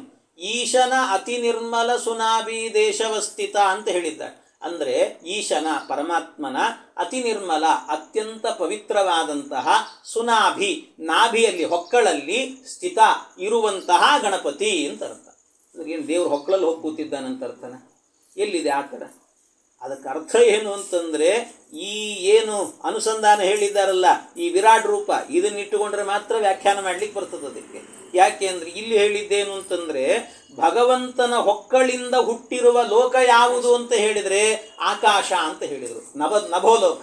ಹಾಗಾಗಿ ನಭೋಲೋಕ ಎನ್ನುವಂಥದ್ದು ಹುಟ್ಟಿದೆ ಅಂತ ಹೇಳಿದರೆ ಅಲ್ಲಿ ಸುನಾಭಿ ದೇಶವಸ್ಥಿತ ಅಂತ ಹೇಳಿದರೆ ಅದರ ಅರ್ಥ ಏನು ಅಂದರೆ, ನಾಭಿಯಿಂದ ಹುಟ್ಟಿರುವಂತಹ ಏನು ಅಂತರಿಕ್ಷ ಲೋಕ ಇದೆ, ಆಕಾಶ ತತ್ವ, ಅದಕ್ಕೆ ಅಭಿಮಾನಿಯಾಗಿ ಗಣಪತಿ ಇದ್ದಾನೆ ಅಂತ ಅರ್ಥ ಮಾಡಬೇಕು. ಅದಕ್ಕೆ ಇದು ಗೊತ್ತಿರಲಿಲ್ಲ ಅಂದರೆ ಅಲ್ಲಿ ಹೇಳಿದಂಥ ಹರಿಕಥಾನುಸಾರಕ್ಕೆ ಅರ್ಥವೇ ಹೇಳಲಿಕ್ಕೆ ಬರುವುದಿಲ್ಲ. ಹಾಗಾಗಿ ಇದನ್ನೆಲ್ಲ ಅನುಸಂಧಾನಕ್ಕೆ ತಂದು ಕೊಡಬೇಕು. ಈ ರೀತಿಯಲ್ಲಿ ಭಗವಂತ ಅವನ ಒಂದೊಂದು ಅವಯವಗಳಿಂದ ಒಂದೊಂದು ಲೋಕ ಹುಟ್ಟಿಸಿದಂತೆ. ಉರಸ್ಥಲಂ ಜ್ಯೋತಿರನೀಕಮಸ್ಯ ಗ್ರೀವಾಮಹರ್ವದನಂ ವೈಜನೋಸ್ಯ ತಪೋರರಾಟಿಂ ವಿದುರಾದಿ ಪುಂಸಃ ಸತ್ಯಂತು ಶೀರ್ಷಾಣಿ ಸಹಸ್ರ ಶೀರ್ಷ್ಣಃ. ಎದೆ ಎನ್ನುವಂಥದ್ದು, ಎದೆಯಿಂದಾಗಿ ಸ್ವರ್ಗಲೋಕವನ್ನು ಸೃಷ್ಟಿ ಮಾಡಿದ. ಅವನ ಕುತ್ತಿಗೆಯಿಂದಾಗಿ ಮಹರ್ಲೋಕ, ಮುಖದಿಂದಾಗಿ ಜನೋಲೋಕ, ಹಣೆಯಿಂದಾಗಿ ತಪೋಲೋಕ, ಅವನ ತಲೆಯಿಂದ ಸತ್ಯಲೋಕ ಅಂತ ಒಟ್ಟು 14 ಲೋಕಗಳನ್ನು ಭಗವಂತ ಸೃಷ್ಟಿ ಮಾಡಿದಂತೆ ಪರಮಾತ್ಮ. ಹೀಗೆ 14 ಲೋಕಗಳನ್ನು ಸೃಷ್ಟಿ ಮಾಡಿ ದೇವರು ಇದರ ಜೊತೆಗೆ ಏನು ಮಾಡಿದಂತೆ ಪರಮಾತ್ಮ, ಅವನ ಅದೇ ವಿರಾಟ್ ರೂಪ ಏನಿದೆ ಆ ವಿರಾಟ್ ರೂಪದಿಂದಲೇ ಪರಮಾತ್ಮ ಅನೇಕ ಅವಯವಗಳಿಂದಾಗಿ, ತನ್ನ ಅವಯವಗಳಿಂದಾಗಿ ಭಗವಂತ ಎಲ್ಲ ದೇವತೆಗಳನ್ನು ಸೃಷ್ಟಿ ಮಾಡ್ತಾನೆ.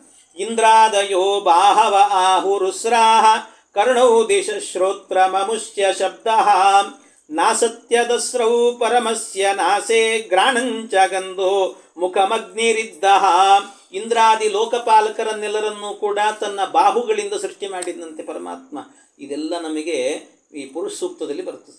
ಪುರುಷ ಸೂಕ್ತದಲ್ಲಿ ಅಲ್ಲಿ ಹೇಳಿದ್ದೆ ವಿರಾಟ್ ರೂಪವನ್ನು, ಪರಮಾತ್ಮನ ವಿರಾಟ್ ರೂಪದ ಚಿಂತನೆಯೇ ಬಂದಿರುವಂತಹದ್ದು. ಅಷ್ಟೇ ಅಲ್ಲ, ಶ್ರೋತ್ರಾಭಿಮಾನಿ ದೇವತೆಗಳನ್ನು ಕಿವಿಗಳಿಂದ ಸೃಷ್ಟಿ ಮಾಡಿದಂತೆ ಶಬ್ದ, ಆಮೇಲೆ ಈ ಶ್ರೋತ್ರೇಂದ್ರಿಯದಿಂದ ಶಬ್ದವನ್ನು ಸೃಷ್ಟಿ ಮಾಡಿದಂತೆ, ಆಮೇಲೆ ನಾಸತ್ಯ ಮತ್ತು ದಸ್ರರೇನಿದ್ದಾರೆ 2 ಮೂಗಿನ ಹೊರಳೆ, ಅವುಗಳಿಂದ ಸೃಷ್ಟಿ ಮಾಡಿದ್ದಾನೆ. ಗಂಧವನ್ನು ಗ್ರಾಣೇಂದ್ರಿಯದಿಂದ ಸೃಷ್ಟಿ ಮಾಡಿದ್ದಾನೆ. ಅಗ್ನಿಯನ್ನು ತನ್ನ ಬಾಯಿಂದ ಸೃಷ್ಟಿ ಮಾಡಿದ್ದಾನಂತೆ ಪರಮಾತ್ಮ. ಜೌರಕ್ಷಿಣಿ ಚಕ್ಷುರಭೂತ್ ಪತಂಗ ಪಕ್ಷ್ಮಾಣಿ ವಿಷ್ಣೋರಹನೀವು ಬೇಚ ತದ್ಬ್ರೂ ವಿಜೃಂಭ ಪರಮೇಷ್ಟಿ ದಿಷ್ಣ್ಯಂ ಆಪೋಸ್ಯ ತಾಲೂ ರಸಯೇವ ಜಿಕ್ವಾ. ಅಂತರಿಕ್ಷ ಲೋಕ ಅಂದರೆ ಅಂತರಿಕ್ಷ ಎನ್ನುವಂತಹದ್ದು ತನ್ನ ಕಣ್ಣುಗಳಿಂದ ಸೃಷ್ಟಿ ಮಾಡಿದಂತೆ. ಆಮೇಲೆ ಸೂರ್ಯನನ್ನು ತನ್ನ ಕಣ್ಣುಗಳಿಂದ ಸೃಷ್ಟಿ ಜೌರಕ್ಷಿಣಿ ಚಕ್ಷುರಭೂತ್ ಪತಂಗ, ಸೂರ್ಯನನ್ನು ಸೃಷ್ಟಿ ಮಾಡಿದಂತೆ. ಆ ಕಣ್ಣಿನ 2 ರೆಪ್ಪೆಗಳಿದೆಯಲ್ಲ, ಆ ರೆಪ್ಪೆಗಳಿಂದಾಗಿ ಭಗವಂತ ಹಗಲು ಮತ್ತು ರಾತ್ರಿಯನ್ನು ಸೃಷ್ಟಿ ಮಾಡಿದ್ದಂತೆ. ದೇವರು ಹಗಲು ರಾತ್ರಿಗಳನ್ನು ಸೃಷ್ಟಿ ಮಾಡಿದ್ದಾನೆ. ಇನ್ನು ಬ್ರಹ್ಮಲೋಕವನ್ನು ತನ್ನ ಭ್ರೂವಿಲಾಸ, ಏನು ಈ ಹಣೆಯ ಮೇಲಿರುವಂಥ ಹುಬ್ಬಿದೆ, ಆ ಹುಬ್ಬಿನ ವಿಲಾಸದಿಂದಲೇ ಸೃಷ್ಟಿ ಮಾಡಿದಂತೆ ಭಗವಂತ. ಇನ್ನು ನೀರು ಅನ್ನುವಂಥದ್ದು ಜಗತ್ತಿನಲ್ಲಿ ತನ್ನ ತಾಲು ಅಂದರೆ ಈ ಕಿರುನಾಲಿಗೆ ಅಂತ ಹೇಳ್ತಾರೆ ಒಳಗಡೆ, ಆ ಕಿರುನಾಲಿಗೆಯಿಂದಾಗಿ ಸೃಷ್ಟಿ ಮಾಡಿದಂತೆ ಭಗವಂತ. ರಸವನ್ನು ಏನು ಸವಿಬೇಕಾದ್ರೆ ರಸ ಸಿಗ್ತಾ ಇದೆ ನಮಗೆ, ಆ ರಸವನ್ನು ಪರಮಾತ್ಮ ತನ್ನ ನಾಲಿಗೆಯಿಂದ ಸೃಷ್ಟಿ ಮಾಡಿದ್ದಾನಂತೆ. ಚಂದಾಂಶ್ಯನಂತಸ್ಯ ಗಿರೋ ಗೃಣಂತಿ ದಂಷ್ಟ್ರಾರ್ಯಮೇಂದೂರು ಗಣಾದ್ವಿಜಾನಿ ಹಾಸೋ ಜನೋನ್ಮಾದಕರೀ ಚ ಮಾಯಾ ದುರಂತ ಸರ್ಗೋ ಯದಪಾಂಗ ಮೋಕ್ಷ. ಏನು ಅದ್ಭುತ ಸೃಷ್ಟಿ ಪರಮಾತ್ಮನದ್ದು. ಛಂದಸ್ಸುಗಳು ಅಂತೇನಿದ್ದಾವೆ, ನಾವು 7 ಛಂದಸ್ಸುಗಳು ಅಂತ ಹೇಳ್ತೀವಿ ವೇದಗಳಲ್ಲಿರುವಂಥದ್ದು ಸಾಮಾನ್ಯವಾಗಿ. ಆ 7 ಛಂದಸ್ಸುಗಳು ಕೂಡ ಭಗವಂತ ತನ್ನ ಮಾತಿನಿಂದ ಸೃಷ್ಟಿ ಮಾಡಿದಂತೆ. ಅಷ್ಟೇ ಅಲ್ಲ, ತನ್ನ ದವಡೆ ಹಲ್ಲುಗಳು ಅಂತೇನಿದ್ದಾವೆ ಅವುಗಳಿಂದ ಮತ್ತೊಮ್ಮೆ ಸೂರ್ಯಚಂದ್ರರನ್ನು ಸೃಷ್ಟಿ ಮಾಡಿದ ಅಂತ ಹೇಳ್ತಾರೆ. ದಂಷ್ಟ್ರಾರ್ಯಮೇಂದೂಡು ಗಣಾದ್ವಿಜಾನಿ ಅಂತ. ಅವನ ಅರ್ಯಮ ಇಂದು ಇಬ್ಬರನ್ನೂ ಕೂಡ, ಅರ್ಯಮ ಅಂತ ಹೇಳಿದರೆ ಸೂರ್ಯ ಮತ್ತು ಇಂದು ಚಂದ್ರನನ್ನು ಇಬ್ಬರನ್ನೂ ಕೂಡ ತನ್ನ ದವಡೆ ಹಲ್ಲಿನಿಂದ ಸೃಷ್ಟಿ ಮಾಡಿದ್ದಾನೆ ಅಂತ ಹೇಳ್ತಾರೆ. ಅವನ ದವಡೆ ಹಲ್ಲಿನಿಂದ ಸೃಷ್ಟಿ ಮಾಡಿದ್ದಾನೆ ಅಂದರೆ ಈ ಹಿಂದೆ ಕಣ್ಣಿಂದ ಸೃಷ್ಟಿ ಮಾಡಿದ್ದಾನೆ ಅಂತ ಹೇಳಿದರು. ಮತ್ತಿಲ್ಲಿ ದವಡೆ ಹಲ್ಲಿಂದ ಅಂತಂದರೆ ಇಬ್ಬರಿಬ್ಬರು ಸೂರ್ಯ ಇದ್ದಾರೆ ಅಂತ ತಿಳ್ಕೊಂಡ್ಬಿಡಬೇಡ್ರಿ. ಅವರನ್ನು ಆಯಾಯ ಅವಯವಗಳಿಂದ ಸೃಷ್ಟಿ ಮಾಡೋದು ಯಾಕೆ ಅಂತ ಹೇಳಿದರೆ ಅದಕ್ಕೆ ಅಭಿಮಾನಿ ಆಗಲಿ ಅನ್ನೋದಕ್ಕೋಸ್ಕರ ಸೃಷ್ಟಿ ಮಾಡ್ತಾನೆ ಪರಮಾತ್ಮ. ಕಣ್ಣಿಗೂ ಅಭಿಮಾನಿ ಆಗಿದ್ದಾನೆ, ದವಡೆ ಹಲ್ಲಿಗೂ ಕೂಡ ಅಭಿಮಾನಿ ಆಗಿದ್ದಾನೆ ಸೂರ್ಯ ಅಂತ ಅರ್ಥ. ಈ ಚಂದ್ರ ಮನಸ್ಸಿನಿಂದಲೂ ಹುಟ್ಟುತ್ತಾನೆ ಅಂತ ಮುಂದೆ ಹೇಳ್ತಾರೆ. ಅದು ಇದರಲ್ಲೂ ಹೇಳಿದ್ದಾರೆ. ಚಕ್ಷೋ ಸೂರ್ಯೋ ಅಜಾಯತ ಚಂದ್ರಮಾ ಮನಸೋ ಜಾತಃ ಚಕ್ಷೋ ಸೂರ್ಯೋ ಅಜಾಯತ ಮುಖಾದಿಂದ್ರಶ್ಚ ಅಗ್ನಿಶ್ಚ ಪ್ರಾಣಾದ್ವಾಯುರಜಾಯತ ನಾಭ್ಯಾ ಆಸೀದ್ ಅಂತರಿಕ್ಷಂ. ಆಗಲೇ ಹೇಳಿದೆ ನೋಡಿ, ನಾಭಿಯಿಂದಾಗಿ ಅಂತರಿಕ್ಷ ಲೋಕ ಸೃಷ್ಟಿ ಮಾಡಿ, ಅದೆಲ್ಲ ಪುರುಷ ಸೂಕ್ತದಲ್ಲಿ ಬಂದಿರುವಂತಹದ್ದೇ. ಅದನ್ನೇ ಇಲ್ಲಿ ನಿರೂಪಣೆ ಮಾಡ್ತಾ ಇದ್ದಾರೆ. ಹಾಗಾಗಿ ಇಂತಹ ಪರಮಾತ್ಮನಾಗಬೇಕಾದ್ರೆ ಅವನ ದವಡೆ ಹಲ್ಲುಗಳಿಂದಾಗಿ ಸೂರ್ಯಚಂದ್ರರು, ಆಮೇಲೆ ಇನ್ನು ಅವನ ಬೇರೆ ಹಲ್ಲುಗಳೇನಿದ್ದಾವೆ ಅವುಗಳಿಂದಾಗಿ ನಕ್ಷತ್ರಗಳನ್ನು ಸೃಷ್ಟಿ ಮಾಡಿದಂತೆ ಪರಮಾತ್ಮ. ಇನ್ನು ತನ್ನ ನಗು ಇದೆಯಲ್ಲ, ಆ ನಗುವಿನಿಂದ ಲೋಕದಲ್ಲಿ ಒಂದು ಮೋಹಕ ಶಕ್ತಿಯನ್ನು ಸೃಷ್ಟಿ ಮಾಡಿದಂತೆ. ಮೋಹ ಎನ್ನುವಂಥದ್ದು ಹುಟ್ಟಿದ್ದೇ ಭಗವಂತನ ನಗುವಿನಿಂದ ಅಂತ ಹೇಳುತ್ತಾರೆ. ಇನ್ನಷ್ಟೇ ಅಲ್ಲ, ಅದರ ಜೊತೆಗೆ ಅವನ ದುರಂತ ಸರ್ಗೋ ಯದಪಾಂಗ ಮೋಕ್ಷ ಅಂತ ಹೇಳಿದರು. ಅವನ ಕಡೆಗಣ್ಣಿನ ನೋಟದಿಂದಲೇ ಪ್ರಪಂಚದ ಸೃಷ್ಟಿ ಮಾಡಿ ಹಾಕಿದಂತೆ ಪರಮಾತ್ಮ. ಇಡೀ ಪ್ರಪಂಚದ ಸೃಷ್ಟಿ ಅನ್ನುವಂಥದ್ದು ಕೇವಲ ಅವನ ಕಡೆಗಣ್ಣಿನ ನೋಟ, ಆ ನೋಟದಿಂದಲೇ ಪ್ರಪಂಚವನ್ನು ಸೃಷ್ಟಿ ಮಾಡಿ ಹಾಕಿದ ಅಂತ. ಇದು ಬಹುಶಃ ಮಧ್ವಾಚಾರ್ಯರು ಇದರಲ್ಲಿ ಅಂದರೆ ಭಾಗವತ, ಅವರು ಮಹಾಭಾಗವತರು ಮಧ್ವಾಚಾರ್ಯರು. ಆದ್ದರಿಂದ ಮಧ್ವಾಚಾರ್ಯರು ಹೇಳಬೇಕಾದ್ರೆ ನಿಮಗೆ ದ್ವಾದಶ ಸ್ತೋತ್ರದಲ್ಲಾಗಬೇಕಾದ್ರೆ ಒಂದು ಮಾತು ಬರುತ್ತದೆ. ಅಲ್ಲಿ ಶ್ರೀ ಸೂಕ್ತ ಅಂತ ಹೇಳ್ತಾರೆ ಅದನ್ನು ಸಾಮಾನ್ಯವಾಗಿ. ವಿಶ್ವಸ್ಥಿತಿ ಪ್ರಳಯ ಸರ್ಗ ಮಹಾವಿಭೂತಿ ವೃತ್ತಿ ಪ್ರಕಾಶ ನಿಯಮ ವೃತ್ತಿ ಬಂಧ ಮೋಕ್ಷಾ ಯಸ್ಯಾ ಅಪಾಂಗ ಲವ ಮಾತ್ರತ ಊರ್ಜಿತಾ ಸಾ ಶ್ರೀರ್ಯತ್ ಕಟಾಕ್ಷ ಬಲವತ್ಯಜಿತಂ ನಮಾಮಿ. ಅದು ವಿಶ್ವಸ್ಥಿತಿ ಪ್ರಳಯ ಸರ್ಗ ಮಹಾವಿಭೂತಿ ಯಸ್ಯಾ ಅಪಾಂಗ ಲವ ಮಾತ್ರತ ಊರ್ಜಿತಾಸ ಅಂತ ಹೇಳ್ತಾರೆ. ಯಾವ ರಮೆಯ ಕಡೆಗಣ್ಣ ನೋಟದಿಂದ ಎಲ್ಲವೂ ಕೂಡ ರಮಾದೇವಿಯ ಕಡೆಗಣ್ಣಿನ ನೋಟದಿಂದ ನಡೆದು ಹೋಗುತ್ತಂತೆ ಎಲ್ಲವೂ ಕೂಡ, ಅಂಥವಳನ್ನು ಕೂಡ ರಕ್ಷಣೆ ಮಾಡತಕ್ಕಂಥವನು ಭಗವಂತ ಅಂತ. ಅಂದರೆ ಭಗವಂತನಲ್ಲಿ ಕೊನೆಗೊಳ್ಳುತ್ತದೆ. ಹಾಗಾಗಿ ಅವಳನ್ನು ರಕ್ಷಣೆ, ಆ ಪರಮಾತ್ಮ ಅವಳನ್ನು ಕೂಡ ಉದ್ಧಾರ, ಅಂದರೆ ಅವಳಿಗೆ ಆ ಶಕ್ತಿಯನ್ನು ಕೊಟ್ಟವನು ಪರಮಾತ್ಮ ಅಂತ ಇದೇ ಹಿನ್ನೆಲೆಯಲ್ಲಿ ಹೇಳಿದ್ದು. ಪ್ರಪಂಚದ ಸೃಷ್ಟಿಯೆಲ್ಲವೂ ಕೂಡ ಅವನ ಕಡೆಗಣ್ಣಿನ ನೋಟದಿಂದಲೇ ನಡೆದು ಹೋಗುತ್ತೆ ಅಂತ, ಪರಮಾತ್ಮನ ಕಡೆಗಣ್ಣಿನ ನೋಟದಿಂದಲೇ. ಇದನ್ನು ಭಾಳ ಸುಂದರವಾಗಿ ಕನ್ನಡದಲ್ಲೂ ಕೂಡ ಒಬ್ಬರು ಪಂಡಿತರು ಬಹಳ ಚೆನ್ನಾಗಿ, ಬನ್ನಂಜೆ ಗೋವಿಂದಾಚಾರ್ಯನವರು ಒಬ್ಬರು ಬಹಳ ಚೆನ್ನಾಗಿ ಮಾಡಿದ್ದಾರೆ, ಕನ್ನಡದಲ್ಲಿ ಆ ಪದ್ಯ ಮಾಡಿದ್ದಾರೆ. ಜಗದ ಹುಟ್ಟು ಮೇಣ ಜಗದ ಇರವು ಮೇಣಳಿವು ಹುಟ್ಟು ಐಸಿರಿಯ ಹಿರಿಯ ಯೋಗ ಬಾಳು ತಿಳಿವು ನಿಯಮನವು ಅಂತೆ ಅಜ್ಞಾನ ಬಂಧ ಮೋಕ್ಷ ಯಾವ ರಮೆಯ ಕಡೆ ಗಣ್ಣ ನೋಟಕಿ ಎಲ್ಲ ನಡೆಯುತ್ತಿಹುದೋ ಅಂತವಳ ತನ್ನ ಮೆಲು ನೋಟದಿಂದ ಕಾಪಿಡುವ ಹರಿಗೆ ನಮನಂ ಅಂತ ಭಗವಂತನಿಗೆ ನಮಸ್ಕಾರ ಅಂತ ಹೇಳ್ತಾರೆ. ಬಹಳ ಸುಂದರವಾಗಿದೆ. ಹಾಗೆ ಎಲ್ಲವೂ ಕೂಡ ಜಗತ್ತಿನ ಆಗು ಹೋಗುಗಳನ್ನು ಎಲ್ಲ ಸೃಷ್ಟಿಯನ್ನು ಮಾಡಿದ್ದೇ ಪರಮಾತ್ಮ ಅವನ ಕಡೆಗಣ್ಣಿನ ನೋಟದಿಂದ ಅಂತ ಹೇಳ್ತಾರೆ.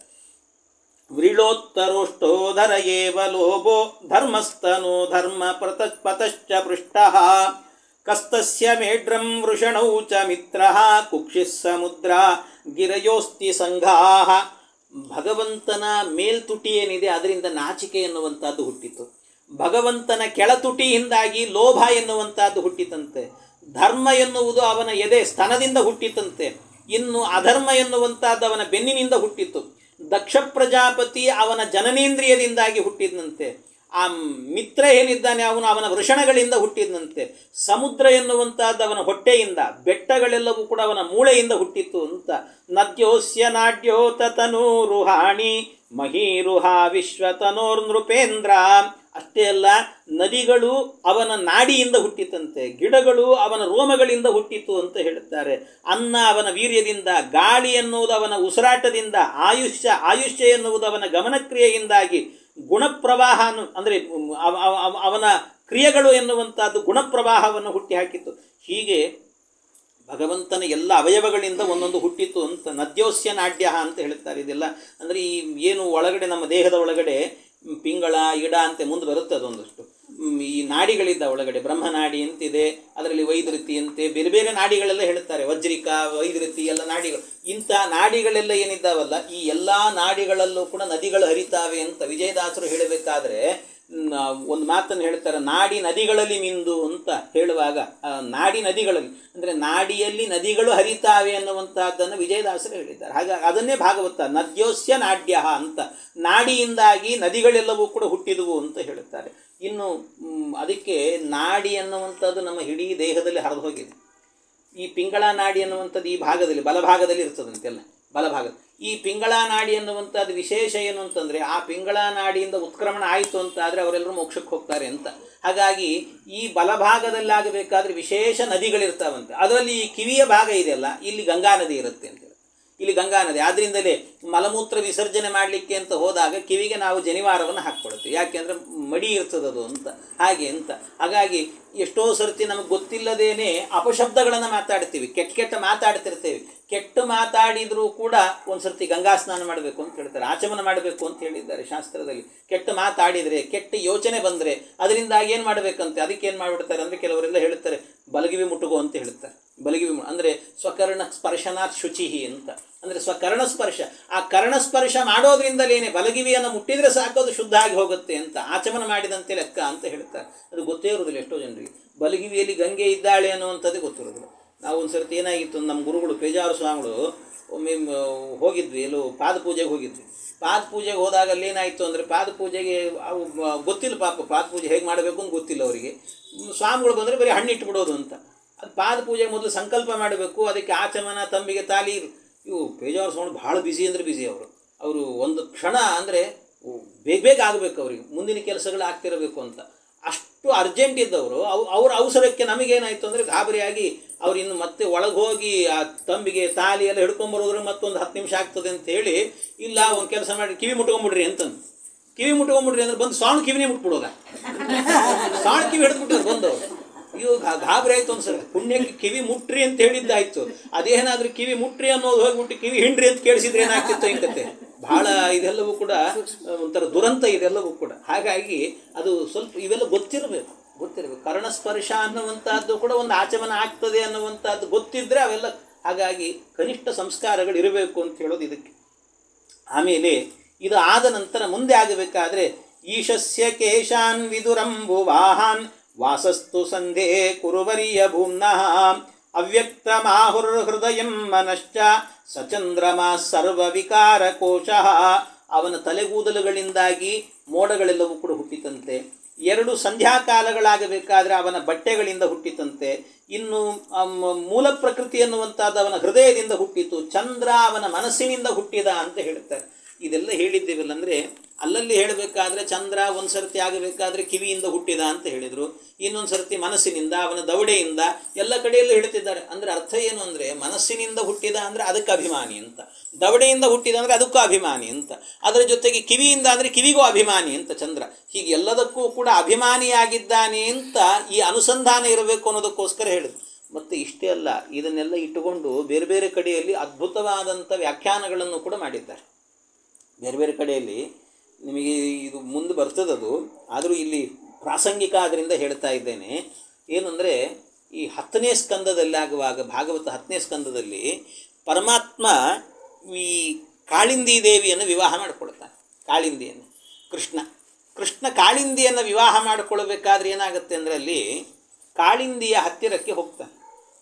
ಕಾಳಿಂದಿ ಹತ್ತಿರಕ್ಕೆ ಹೋಗಿ ಅವಳನ್ನ ವಿವಾಹ ಮಾಡಿಕೊಳ್ಳುವಾಗ ವೇದವ್ಯಾಸ ದೇವರು ಒಂದು ಶ್ಲೋಕ ಬರೆದಿದ್ದಾರೆ, ಬಹಳ ಸುಂದರವಾಗಿದೆ ಆ ಶ್ಲೋಕ. ಏನು ಅಂದರೆ, ರೂಪಯೌವನ ಸಂಪನ್ನಾಂ ಮನೋನಯನ ನಂದಿನೀಂ ಅಥೋಪಯೇ ಮೇ ಕಾಲಿಂದೀಂ ಸುಪುಣ್ಯಸ್ತರ್ಕ್ಷವೂರ್. ಅದು ರೂಪಯೌವನ ಸಂಪನ್ನಂ, ಕಾಲಿಂದಿಯನ್ನು ಮದುವೆ ಮಾಡಿಕೊಂಡ ಅಂತ ಅಷ್ಟೇ ಇರೋದಲ್ಲಿ. ಅಥೋಪಯೇ ಮೇ ಕಾಲಿಂದೀಂ, ಕಾಲಿಂದಿ ದೇವಿಯನ್ನು ಮದುವೆ ಮಾಡಿಕೊಂಡ. ಎಂಥ ಕಾಲಿಂದಿ ದೇವಿ ಅವಳು ಅಂತ ಅದಕ್ಕೊಂದು 2 ವಿಶೇಷಣ ಕೊಟ್ಟಿದ್ದಾರೆ. ಏನು? ರೂಪಯೌವನ ಸಂಪನ್ನ, ಒಳ್ಳೆ ರೂಪ ಇತ್ತವಳಲ್ಲಿ, ತಾರುಣ್ಯ ಇತ್ತು. ಅಷ್ಟೇ ಅಲ್ಲ, ಮನೋನಯನ ನಂದಿನೀಂ ಅಂತ, ಅವಳನ್ನು ನೋಡಿದರೆ ಸಾಕು ಮನಸ್ಸಿಗೆ ಕಣ್ಣಿಗೆ ಆನಂದ ಆಗ್ತಿತ್ತು. ಅಂದರೆ ಅಷ್ಟು ಸುಂದರವಾಗಿದ್ಲು ಅಂತ ಅರ್ಥ, ಇಷ್ಟು ಅದ್ಭುತವಾಗಿದ್ಲು ಅಂತ ಹೇಳ್ತಾರೆ. ಇಲ್ಲಿ ಇದರ ಮೇಲೆ ಒಂದು ವ್ಯಾಖ್ಯಾನವನ್ನು ಒಬ್ಬರು ಸತ್ಯಧರ್ಮ ತೀರ್ಥರು ಅಂತ ಅವರೊಂದು ವ್ಯಾಖ್ಯಾನ ಬರೀತಾರೆ, ಬಹಳ ಸುಂದರವಾಗಿದೆ. ವ್ಯಾಖ್ಯಾನ ಅಂದರೆ ಹೀಗಿರಬೇಕು ಅನ್ನುವಂತೆ ಬರೆದು ಹಾಕಿದ್ದಾರೆ ಅವರು. ಅವ್ರು ಹೇಳ್ತಾರೆ, ಅಲ್ಲ ಇಲ್ಲಿ ಮನೋನಯನ ನಂದಿನೀಂ ಅಂತ ಹೇಳಿದರು, ಇವಳನ್ನು ನೋಡಿದರೆ ಅಂದರೆ ಕಾಲಿಂದಿ ದೇವಿಯನ್ನು ನೋಡಿದರೆ ಮನಸ್ಸಿಗೆ ಕಣ್ಣಿಗೆ ಆನಂದ ಆಗತ್ತೆ ಅಂತ ಹೇಳಿದ್ದಾರೆ. ಮನಸ್ಸಿಗೆ ಕಣ್ಣಿಗೆ ಆನಂದ ಆಗತ್ತೆ ಅಂದರೆ ಸತ್ಯಧರ್ಮರು ಪ್ರಶ್ನೆ ಮಾಡುತ್ತಾರೆ, ಯಾರ ಮನಸ್ಸಿಗೆ ಯಾರ ಕಣ್ಣಿಗೆ ಅಂತ ಕೇಳುತ್ತಾರೆ. ಯಾರ ಮನಸ್ಸಿಗೆ ಯಾರ ಕಣ್ಣಿಗೆ? ಅಲ್ಲ, ವಿವಾಹ ಮಾಡಿಕೊಳ್ಳೋ ಹುಡುಗ ಕೃಷ್ಣ ಮತ್ತು ಅವನಿಗೆ ಆಗ್ತದೆ ಅಂತಂದರೆ ಇದು ಅಪರಾಧ ಅಂತಾರೆ ಅವರು. ಯಾಕೆ ಅಂದರೆ ಭಗವಂತ ಸ್ವರಮಣ, ಪರಮಾತ್ಮ ಸ್ವರಮಣ, ಇನ್ನೊಬ್ಬರಿಂದ ಆನಂದ ಇಲ್ಲ ಅವನಿಗೆ, ದೇವರಿಗೆ. ಹಾಗಾಗಿ ಕಾಲಿಂದಿಯಿಂದ ಆನಂದ ಅಂದ್ಬಿಟ್ರೆ ಕಾಲಿಂದಿಗೆ ಆನಂದ ಕೊಡುವವನು ಅವನು. ಕಾಲಿಂದಿ ಅಂದರೆ ಲಕ್ಷ್ಮೀ ಸನ್ನಿಧಾನ ಅಷ್ಟೇ, ಸಾಕ್ಷಾತ್ ಲಕ್ಷ್ಮೀ ಸ್ವರೂಪ ಅಲ್ಲ. ಹಾಗಾಗಿ ಅವಳಿಗೆ ಭಗವಂತನಿಗೆ ಇವಳಿಂದ ಆನಂದ ಅಂದರೆ ಅಪಾರ್ಥ ಆಗುತ್ತೆ, ಅದರಿಂದ ಅದು ಹೇಳಬಾರ್ದು. ಮತ್ತು ಹಾಗಾದರೆ ಯಾರಿಗೆ? ಅಲ್ಲ, ಹಾಗಾದರೆ ಕೃಷ್ಣನಿಗಲ್ಲ, ಕೃಷ್ಣನ ಬಿಟ್ಟು ಉಳಿದವರಿಗೆಲ್ಲ ಆನಂದ ಆಗ್ತಿತ್ತು ಅಂತ ಹೇಳೋಣ ಅಂದರೆ ಇದಿನ್ನೂ ಆಭಾಸ ಆಗುತ್ತದೆ. ಯಾಕೆಂದರೆ ಅವಳನ್ನು ಮದುವೆ ಮಾಡಿಕೊಳ್ಳೋದು ಕೃಷ್ಣ, ಆದರೆ ಅವಳನ್ನು ನೋಡಿ ಆನಂದ ಪಡೋದು ಇನ್ಯಾರು ಅಂತಂದುಬಿಟ್ರೆ ಅಸಖ್ಯ ಆಗಿ ಹೋಗ್ತದೆ, ಅದು ವ್ಯಾಖ್ಯಾನ ಸರಿ ಇಲ್ಲ. ಆದ್ದರಿಂದ ಏನು ಹೇಳಬೇಕು ಅದಕ್ಕೆ? ಮನೋನಯನ ನಂದಿನಿ ಅಂದರೆ ಯಾರ ಮನಸ್ಸಿಗೆ, ಯಾರ ಕಣ್ಣಿಗೆ ಅಂತ ಕೇಳಿದರೆ ಉತ್ತರ ಕೊಡ್ಲಿಕ್ಕೆ ಬರುವುದಿಲ್ಲ. ಅದಕ್ಕೆ ಸತ್ಯಧರ್ಮ ತೀರ್ಥ ಶ್ರೀಪಾದರು ಬಹಳ ಅದ್ಭುತವಾಗಿ ವ್ಯಾಖ್ಯಾನ ಮಾಡುತ್ತಾರೆ. ಇಲ್ಲಿ ಮನೋನಯನ ನಂದಿನಿ ಅಂತ ಹೇಳಿದರೆ ಮನ ಅಂತನ್ನೋದಕ್ಕೆ ಚಂದ್ರ ಅಂತ ಅರ್ಥ ಇಟ್ಕೊಳ್ಬೇಕು. ಅಲ್ಲ, ಆ ಅರ್ಥ ಎಲ್ಲಿದೆ ಅಂತಂದರೆ ಹಿಂದೆ 2ನೇ ಸ್ಕಂದದಲ್ಲಿ ಆಗಬೇಕಾದ್ರೆ ಮನಸ್ಸಿನಿಂದಾಗಿ ಚಂದ್ರ ಹುಟ್ಟಿದ್ದಾನೆ ಅಂತ ಹೇಳಿದ್ದಾರೆ. ಚಂದ್ರಮಾ ಮನಸೋ ಜಾತಃ, ಹಾಗಾಗಿ ಮನ ಅಂತ ಹೇಳಿದರೆ ಚಂದ್ರ ಅಂತ ಅರ್ಥ. ಅಷ್ಟೇ ಅಲ್ಲ, ನಯನ ಅಂತಂದರೆ ಯಾರು ಅಂದರೆ ಸೂರ್ಯ ಅಂತ ಅರ್ಥ. ಯಾಕೆ ಚಕ್ಷು ಸೂರ್ಯೋ ಅಜಾಯತ, ಅದರಿಂದಾಗಿ ಚಕ್ಷುಸ್ ಅಂದರೆ ನಯನ ಅಂತಂದರೆ ಸೂರ್ಯ ಅಂತ ಅರ್ಥ. ಹಾಗಾಗಿ ಮನೋನಯನ ನಂದಿನಿ ಅನ್ನೋದಕ್ಕೆ ಅರ್ಥ ಏನು ಅಂದರೆ ಚಂದ್ರ ಸೂರ್ಯರಿಗೆ ಆನಂದ ಆಯಿತು ಅಂತ ಅರ್ಥ ಇಟ್ಕೊಂಡ್ರು. ವ್ಯಾಖ್ಯಾನ ಏನು ಸರಿ ಹೋಯ್ತು, ಪರವಾಗಿಲ್ಲ, ಏನು ಮಾಡಿದರೆ ಕಷ್ಟಪಟ್ಟು ಹೇಳಿದರು ಅಂತ ಆಗ್ತದೆ. ಅಲ್ಲ, ಕೃಷ್ಣ ಮದುವೆ ಮಾಡಿಕೊಂಡ್ರೆ ಚಂದ್ರ ಸೂರ್ಯರಿಗೆ ಯಾಕೆ ಆನಂದ ಆಗಬೇಕು? ಏನು ಔಚಿತ್ಯ ಇದೆ ಅದರಲ್ಲಿ?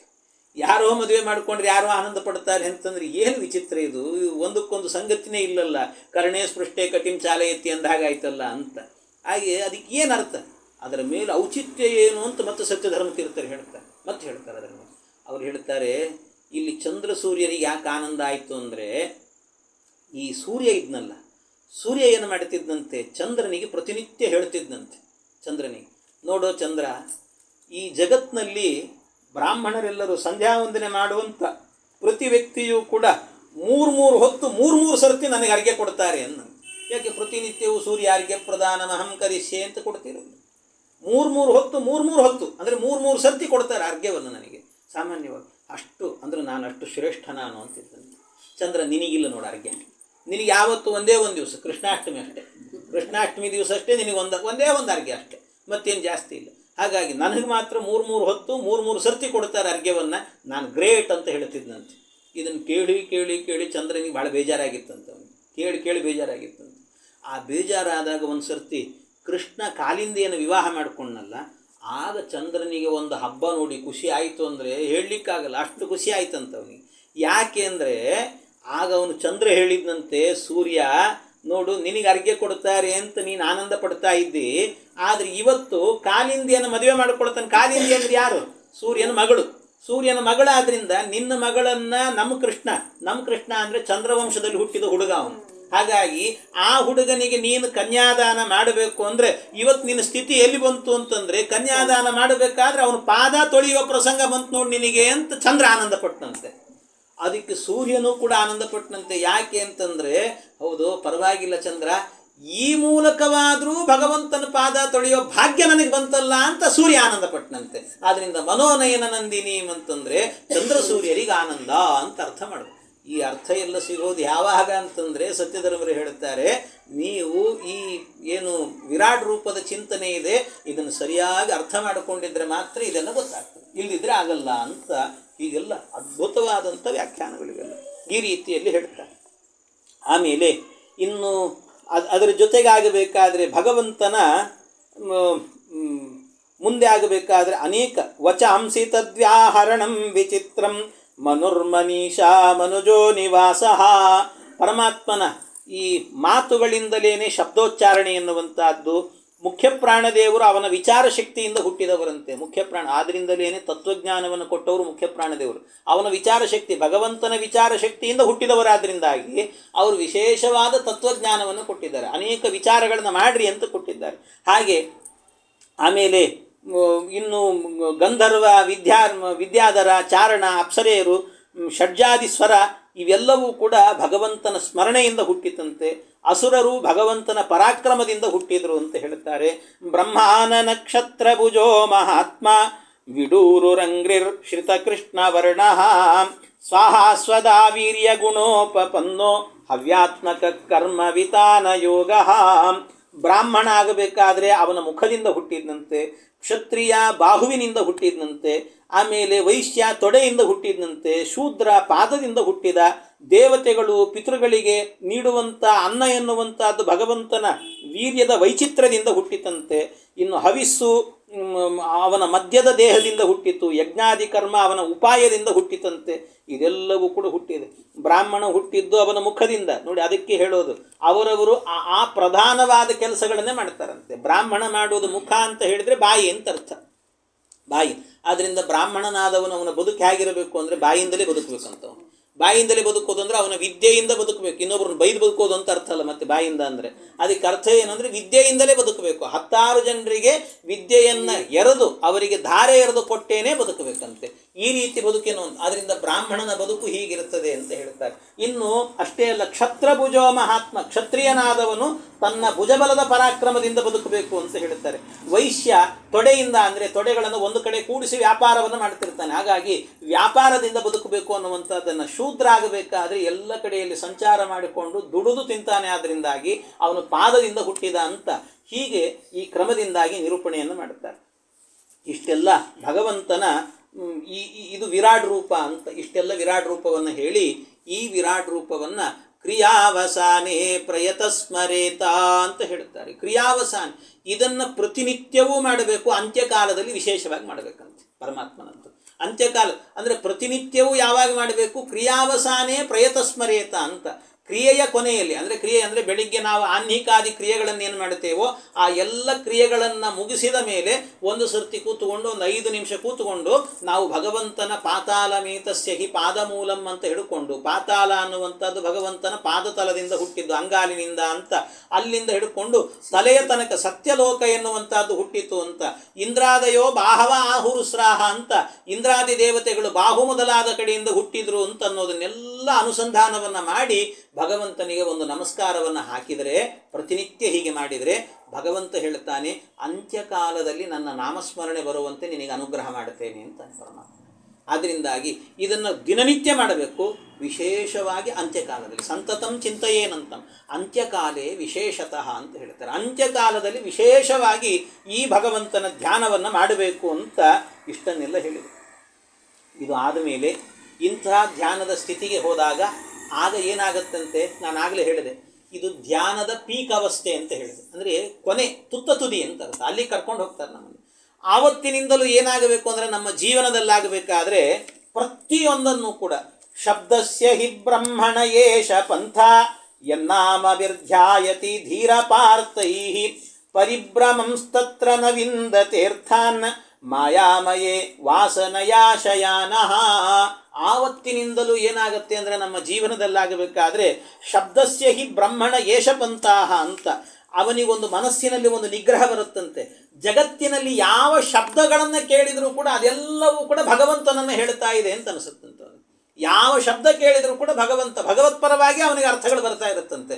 ನೀವು ಏನು ಬೆಳಿಗ್ಗೆ ಎದ್ದು ನಾನು ಹಸಿವೆ ಆಗ್ತಾ ಇದೆ ಊಟ ಬೇಕು ಅಂತ ಕೇಳಿದರೆ ಅವನಿಗೆ ಹಸಿವು ಅಂತ ಹೇಳಿಬಿಟ್ಟು ಬಾಧಿಸೋದಿಲ್ಲ. ಅವನಿಗೆ ಹಸಿವು ಅಂದರೆ ಅದರಿಂದ ವಾಚ್ಯನಾದವನು ಭಗವಂತ, ಊಟ ಅಂದರೆ ಭಗವಂತ, ಇನ್ನು ಬೇಕು ಅಂದರೆ ಭಗವಂತ, ಎಲ್ಲವೂ ಭಗವಂತ ಭಗವಂತ ಅಂತ ಕೇಳಿಸುತ್ತಂತೆ. ಶಬ್ದಸ್ಯ ಹಿ ಬ್ರಹ್ಮಣ ಯೇಷಪಂಥಾಹ, ಆ ಸ್ಥಿತಿಗೆ ಹೋಗ್ತಾನಂತವನು. ಜಗತ್ತಿನಲ್ಲಿ ನೀವು ಯಾವ ಶಬ್ದ, ಬರೀ ನಮ್ಮ ವ್ಯವಹಾರದ ಶಬ್ದಗಳು ಮಾತ್ರ ಅಲ್ಲ, ಅವನಿಗೆ ಯಾವ ಶಬ್ದ ಅಂದರೆ ಗುಡಿಯಲ್ಲಿ ಬಾರಿಸುವ ಗಂಟೆಯ ನಾದವನ್ನು ಕೇಳಿದರೆ ಅದು ಭಗವಂತನನ್ನು ಪ್ರತಿಪಾದನೆ ಮಾಡುತ್ತೆ ಅಂತ ಅನಿಸುತ್ತೆ. ಸಮುದ್ರ ಬೋರ್ಗರೆದ್ರೆ ಆ ಸಮುದ್ರದ ಬೋರ್ಗರೆತದಿಂದ ಕೇಳುವಂಥ ಶಬ್ದ ಅದು ಭಗವಂತನನ್ನು ಪ್ರತಿಪಾದನೆ ಮಾಡುತ್ತೆ ಅಂತ ಕೇಳಿಸುತ್ತೆ. ಅಷ್ಟೇ ಅಲ್ಲ, ನಗಾರಿ ಬಾರಿಸಿದರೆ ಅದರಿಂದಲೂ ಕೂಡ ಭಗವಂತ ಪ್ರತಿಪಾದ್ಯನಾಗಿದ್ದಾನೆ ಅಂತ ಕೇಳಿಸುತ್ತೆ. ಹಲ್ಲಿ ಲೊಚಗುಟ್ಟಿದ್ರೆ ಅದರಿಂದಲೂ ಕೂಡ ಭಗವಂತ ಪ್ರತಿಪಾದ್ಯನಾಗಿದ್ದಾನೆ ಅಂತ ಕೇಳಿಸುತ್ತೆ. ಸಿಂಹ ಗರ್ಜನೆ ಮಾಡಿದರೆ ಅದರಿಂದಲೂ ಭಗವಂತ ಪ್ರತಿಪಾದ್ಯನಾಗಿದ್ದಾನೆ ಅಂತ ಕೇಳಿಸುತ್ತೆ. ಅಂದರೆ ಎಲ್ಲ ಶಬ್ದಗಳು ಕೂಡ ಅದು ನಾದ ಆಗಿರಬಹುದು, ಸ್ವರ ಆಗಿರಬಹುದು, ಶಬ್ದಗಳಾಗಿ ವ್ಯವಹಾರ ಆಗಿರಬಹುದು. ಅಂದರೆ ಧ್ವನ್ಯಾತ್ಮಕ ಮತ್ತು ವರ್ಣಾತ್ಮಕ ಅಂತ 2 ವಿಧವಾದಂಥ ಶಬ್ದಗಳಿದ್ದಾವೆ.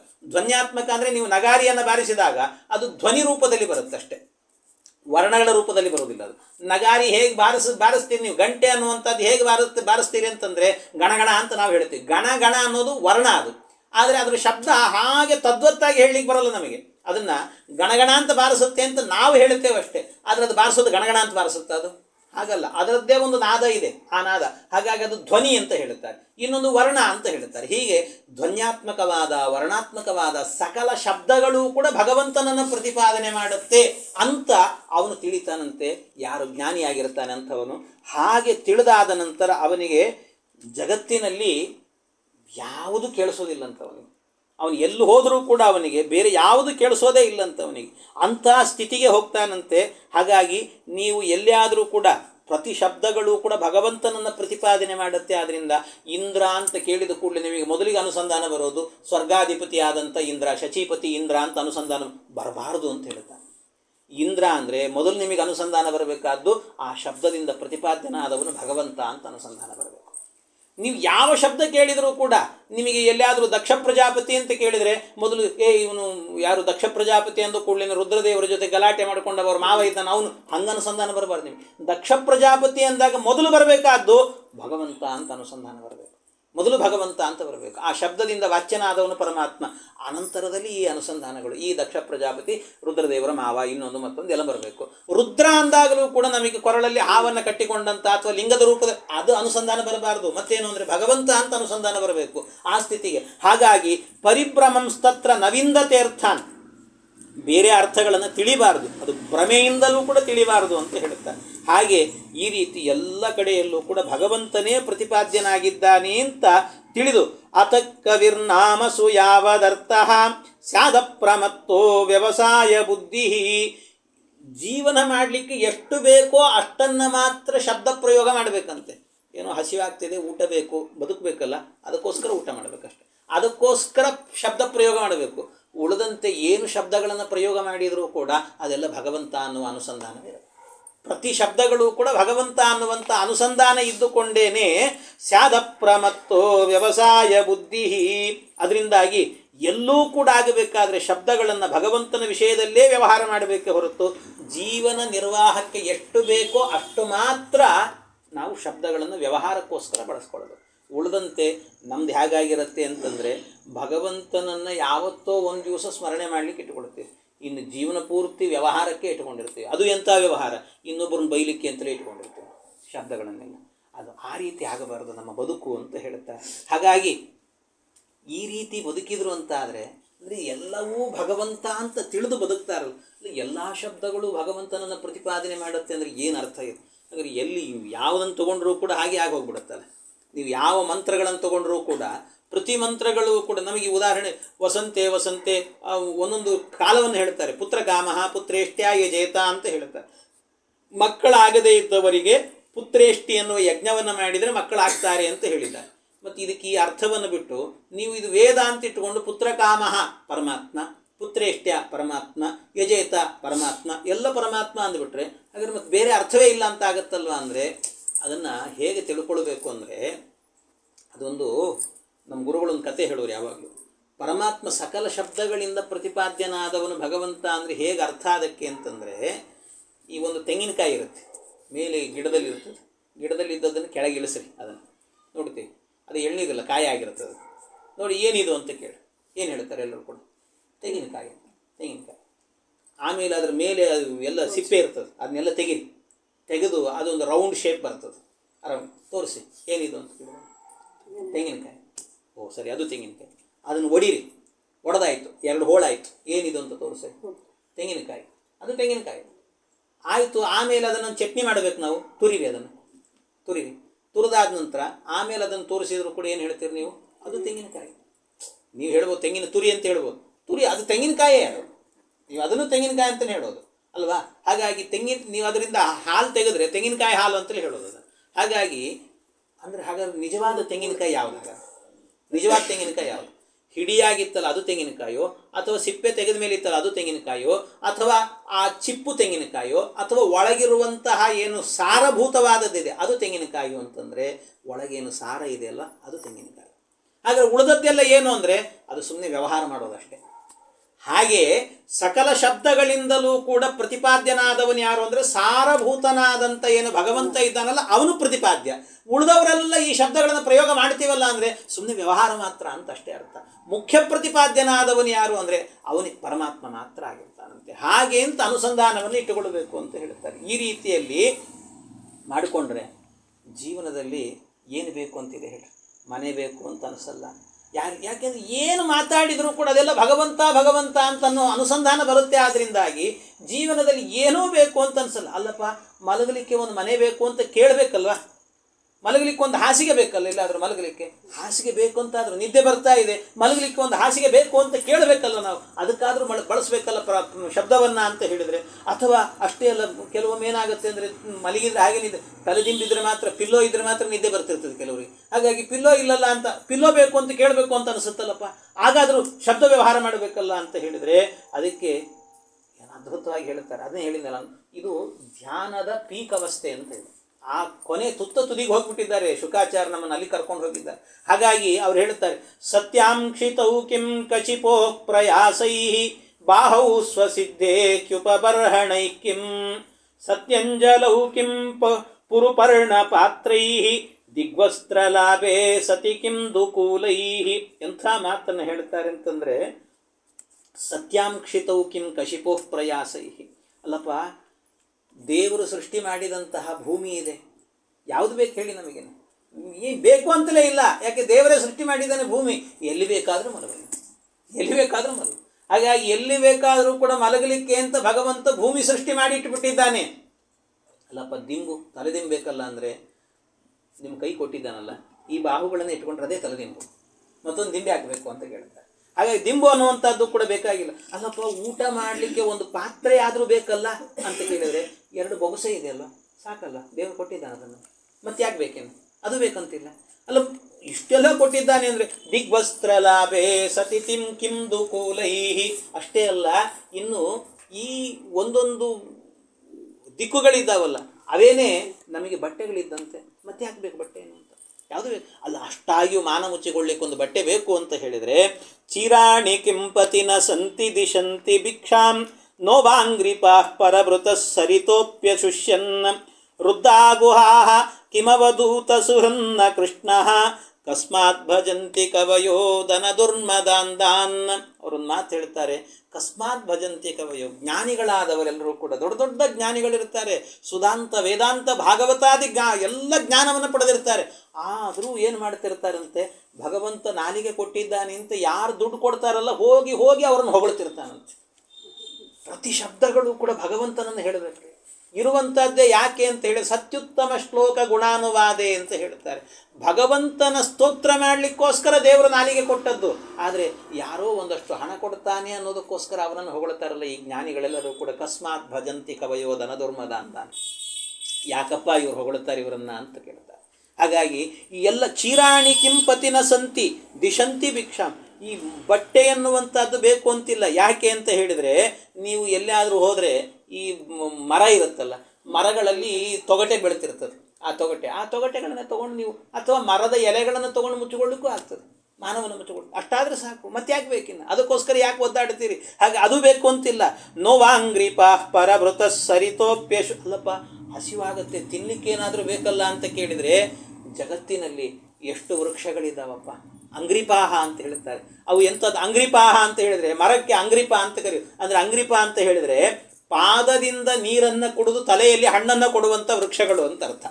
ಅಂದರೆ ಅಂಗ್ರಿಪ ಅಂದ್ರೆ ಪಾದದಿಂದ, ಅವಳಿಗೆ ನೀರು ಹಾಕೋದು ಮೇಲೆ ಹಾಕೋದಲ್ಲ, ಕೆಳಗೆ ಹಾಕಬೇಕು. ಕೆಳಗೆ ಹಾಕಿದರೆ ಮೇಲೆ ಹಣ್ಣು ಕೊಡ್ತಾರೆ. ಕೆಳಗೆ ನೀರನ್ನು ಕುಡಿದು, ಪಾದದಿಂದ ನೀರನ್ನು ಕುಡಿದು ಮೇಲಿನಿಂದ ಹಣ್ಣನ್ನು ಕೊಡುವಂತಹ ವೃಕ್ಷಗಳವೆಲ್ಲವೂ ಕೂಡ. ಹಾಗಾಗಿ ಅಂತಹ ವೃಕ್ಷಗಳಲ್ಲಿ ಹಣ್ಣುಗಳು ಬೇಕಾದಷ್ಟಿದ್ದಾವೆ. ಎಲ್ಲಿ ಹೋದರೂ ಕೂಡ ಹಣ್ಣು. ನೀವು ಈ ಬದರಿಗೆಲ್ಲ ಹೋದರೆ, ಬದರಿಕಾಶ್ರಮಕ್ಕೆ ನಾವು ಹೋಗುವಂಥ ಬದರಿಯಲ್ಲಿ ಇನ್ನೂ ಸ್ವಲ್ಪ ಮುಂದೆ ಹೋಗಬೇಕು, ಅಲ್ಲೆಲ್ಲ ಹೋದರೆ ಈ ಸಾಧುಗಳೆಲ್ಲ ಕೂತಿರ್ತಾರಲ್ಲ, ಆ ಸಾಧುಗಳಿಗೆ ಏನೂ ಇಲ್ಲ, ಅಲ್ಲೆಲ್ಲ ಬೇಕಾದಷ್ಟು ಹಣ್ಣು ಹಂಪಲುಗಳು ಬೇಕಾದಷ್ಟು ಇರ್ತದೆ. ಅವ್ರು ಯಾವಾಗ ಬೇಕೋ ಅದನ್ನು ಕಿತ್ತುಕೊಳ್ತಾರೆ, ತಿಂತಾರೆ, ಬದುಕ್ತಾರೆ ಅಷ್ಟೇ. ಏನು ಅದಕ್ಕೆ ಬಟ್ಟೆ ಗಿಟ್ಟೆ ಬೇಕು ಏನೂ ಇಲ್ಲ. ಇವತ್ತಿಗೂ ಹೇಗೆ ಬದುಕ್ತಿದ್ದಾರೆ, ಅದ್ಭುತವಾಗಿ ಬದುಕ್ತಿದ್ದಾರೆ ಅವರೆಲ್ಲರೂ ಕೂಡ. ಹಾಗೆ ಅಂಥ ಜೀವನ ಅಂದರೆ ಪ್ರತಿ ಶಬ್ದಗಳು ಕೂಡ ಭಗವಂತನನ್ನು ಆಡೋದಕ್ಕೋಸ್ಕರ ಅಂತ ಆಗಬೇಕೆ ಹೊರತು ಮತ್ತು ಬೇರೆ ಯಾವುದಕ್ಕೂ ಆಗಬಾರದು. ಕಸ್ಮಾತ್ ಭಜಂತಿ ಕವಯೋ ದನ ದುರ್ಮದಾಂದಾನ್. ಕಸ್ಮಾತ್ ಭಜಂತಿ, ಇಂಥ ನಮಗಲ್ಲ. ಎಲ್ಲಾದರೂ ಮಲಗಬೇಕಾದ್ರೆ ಮಳೆಗಿಳೆ ಬಂದರೆ ಕಷ್ಟ ಆಗುತ್ತೆ ಅಂದರೆ, ಅಲ್ಲಲ್ಲಿ ಗುಡ್ಡಗಾಡುಗಳಲ್ಲಿ ಆಗಬೇಕಾದ್ರೆ ಗುಹೆಗಳನ್ನು ಮಾಡಿಟ್ಟಿದ್ದೇನೆ ಪರಮಾತ್ಮ. ತನ್ನಷ್ಟಕ್ಕೆ ನಾನೇ ಸೃಷ್ಟಿಯಾಗಿದೆ ಅದೆಲ್ಲವೂ ಕೂಡ. ಎಲ್ಲಿ ಬೇಕಾದರೂ ಮಲಗಬಹುದು. ಹಾಗೆ ಎಲ್ಲ ವ್ಯವಸ್ಥೆಗಳನ್ನು ಮಾಡಿಟ್ಟಿದ್ದಾನೆ. ಆದರೂ ಕೂಡ ಜ್ಞಾನಿಗಳಾದವರು ಯಾಕಪ್ಪ ಈ ಅಯೋಗ್ಯರನ್ನು ಹೊಗಳ್ತಾರಲ್ಲ, ದೇವರನ್ನು ಬಿಟ್ಟು. ಇಷ್ಟೆಲ್ಲ ಸೃಷ್ಟಿ ಮಾಡಿದ ದೇವರನ್ನು ಹೊಗಳೋದಿಲ್ಲ, ಯಾರೋ ಒಂದು ಬಿಡಿಗಾಸನ್ನು ಕೊಡ್ತಾರೆ ಅನ್ನೋದಕ್ಕೋಸ್ಕರ ಇನ್ಯಾರನ್ನು ಹೊಗಳ್ತಾರಲ್ಲ ಅಂತ. ಈ ಶ್ಲೋಕದ ಬಗ್ಗೆ ಒಂದು ಕಥೆಯನ್ನು ಹೇಳ್ತಾರೆ. ಏನು ಅಂದರೆ, ಒಬ್ಬ ರಾಜ ಇದ್ದಂತೆ. ರಾಜ, ಆ ರಾಜ ಏನು ಮಾಡಿದ್ದಂತೆ, ತನ್ನ ಮನೆಯಲ್ಲಿ ಒಬ್ಬ ಪಂಡಿತನಿಗೆ ಹೇಳಿ, ಪ್ರತಿನಿತ್ಯವೂ ಕೂಡ ನನ್ನ ಮನೆಯಲ್ಲಿ ಭಾಗವತವನ್ನು ಪಾರಾಯಣ ಮಾಡಬೇಕು ಅಂತ ಹೇಳಿದ್ರು. ಭಾಗವತ ಪಾರಾಯಣ ಆಯಿತು ಅಂತ ಆ ಪಂಡಿತರು ಪ್ರತಿನಿತ್ಯ ಹೋಗೋರಂತೆ. ಯಾಕೆಂದ್ರೆ ಏನೋ ಒಂದಷ್ಟು ಸಂಭಾವನೆ ಕೊಡ್ತಾರೆ, ಹೋಗಿ ತೊಗೊಂಡು ಬರೋಣ ಅಂತ ಹೋಗ್ತಿದ್ರಂತ. ಹೋಗಿ ಪಾರಾಯಣಕ್ಕೆ ಅಂತ ಹೋಗೋರು. ಪಾರಾಯಣಕ್ಕೆ ಅಂತ ಹೋದಾಗ ಅವತ್ತು ಪಾರಾಯಣ ಮಾಡಿದ್ರಂತೆ. ಎಲ್ಲ ಭಾಗವತ ಪೂರ್ತಿ ಪಾರಾಯಣ ಮಾಡಿದರು. ಆಮೇಲೆ ರಾಜನ ಹತ್ರ ಹೋದ್ರಂತೆ.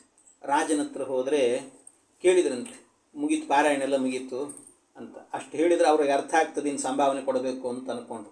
ಆದರೆ ರಾಜ ಎಂಥವನು ಅಂದರೆ ಅವನು ಹೇಳಿದಂತೆ, ಇಲ್ಲ ದುಡ್ಡು ಒಳಗಡೆ ಇದೆ, ಈಗ ಸ್ವಲ್ಪ ನನಗೇನು ಸ್ವಲ್ಪ ಆಗ್ತಾ ಇಲ್ಲ, ನಾಳೆ ಇವತ್ತಿಂದು ನಾಳೆದು ಸೇರಿಸಿ ಕೊಟ್ಬಿಡ್ತೀನಂತೆ, ನಾಳೆ ಬರ್ರಿ ಅನ್ನಂತೆ. ಆಯಿತು ಅಂತ ಮರುದಿವ್ಸಕ್ಕೆ ಹೋದರು. ಮತ್ತೆ ಪಾರಾಯಣ ಮಾಡಿದ್ರಂತೆ. ಪಾರಾಯಣ ಮಾಡಿದರು, ಎಲ್ಲ ಮುಗೀತು. ಮುಗಿದ ತಕ್ಷಣವೇ ಇನ್ನು ಹೋದ, ರಾಜನ ಹತ್ರ ಹೋದ. ಅವನು ಕುದುರೆ ಮೇಲೆ ಹತ್ತಿ ಕೊಡ್ತಾ ಇದ್ದಂತೆ.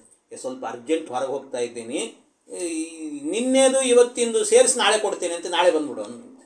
ಸರಿ ಅಂತ ಮರುದಿವ್ಸಕ್ಕೆ ಹೋದ. ಮರುದಿವ್ಸಕ್ಕೆ ಹೋಗಿ ಎಲ್ಲ ಪಾರಾಯಣ ಮುಗಿಸಿದ. ಪಾರಾಯಣ ಮುಗಿಸಿದ್ರೆ ಅವತ್ತು ಅವನು ಇರಲೇ ಇಲ್ಲ ರಾಜ. ಇನ್ನೊಬ್ರು ಯಾರ್ದೋ ಕೈಲಿ ಹೇಳಿಸಿದ್ನಂತೆ, ಇಲ್ಲ ರಾಜ ಬರ್ತಾನೆ ಆದಷ್ಟು ಬೇಗ, ನಾಳೆ ಬೇಕಾದ್ರೆ ಕೊಟ್ಬಿಡ್ತಾರೆ, ನೀವು ಕಾಯ್ಲಿಕ್ಕೆ ಹೋಗ್ಬೇಡ್ರಿ, ನಾಳೆ ಬಂದ್ಬಿಡ್ರಿ ಅಂತ. ಈ ಬ್ರಾಹ್ಮಣನಿಗೆ ಬೇಜಾರಾಯಿತು.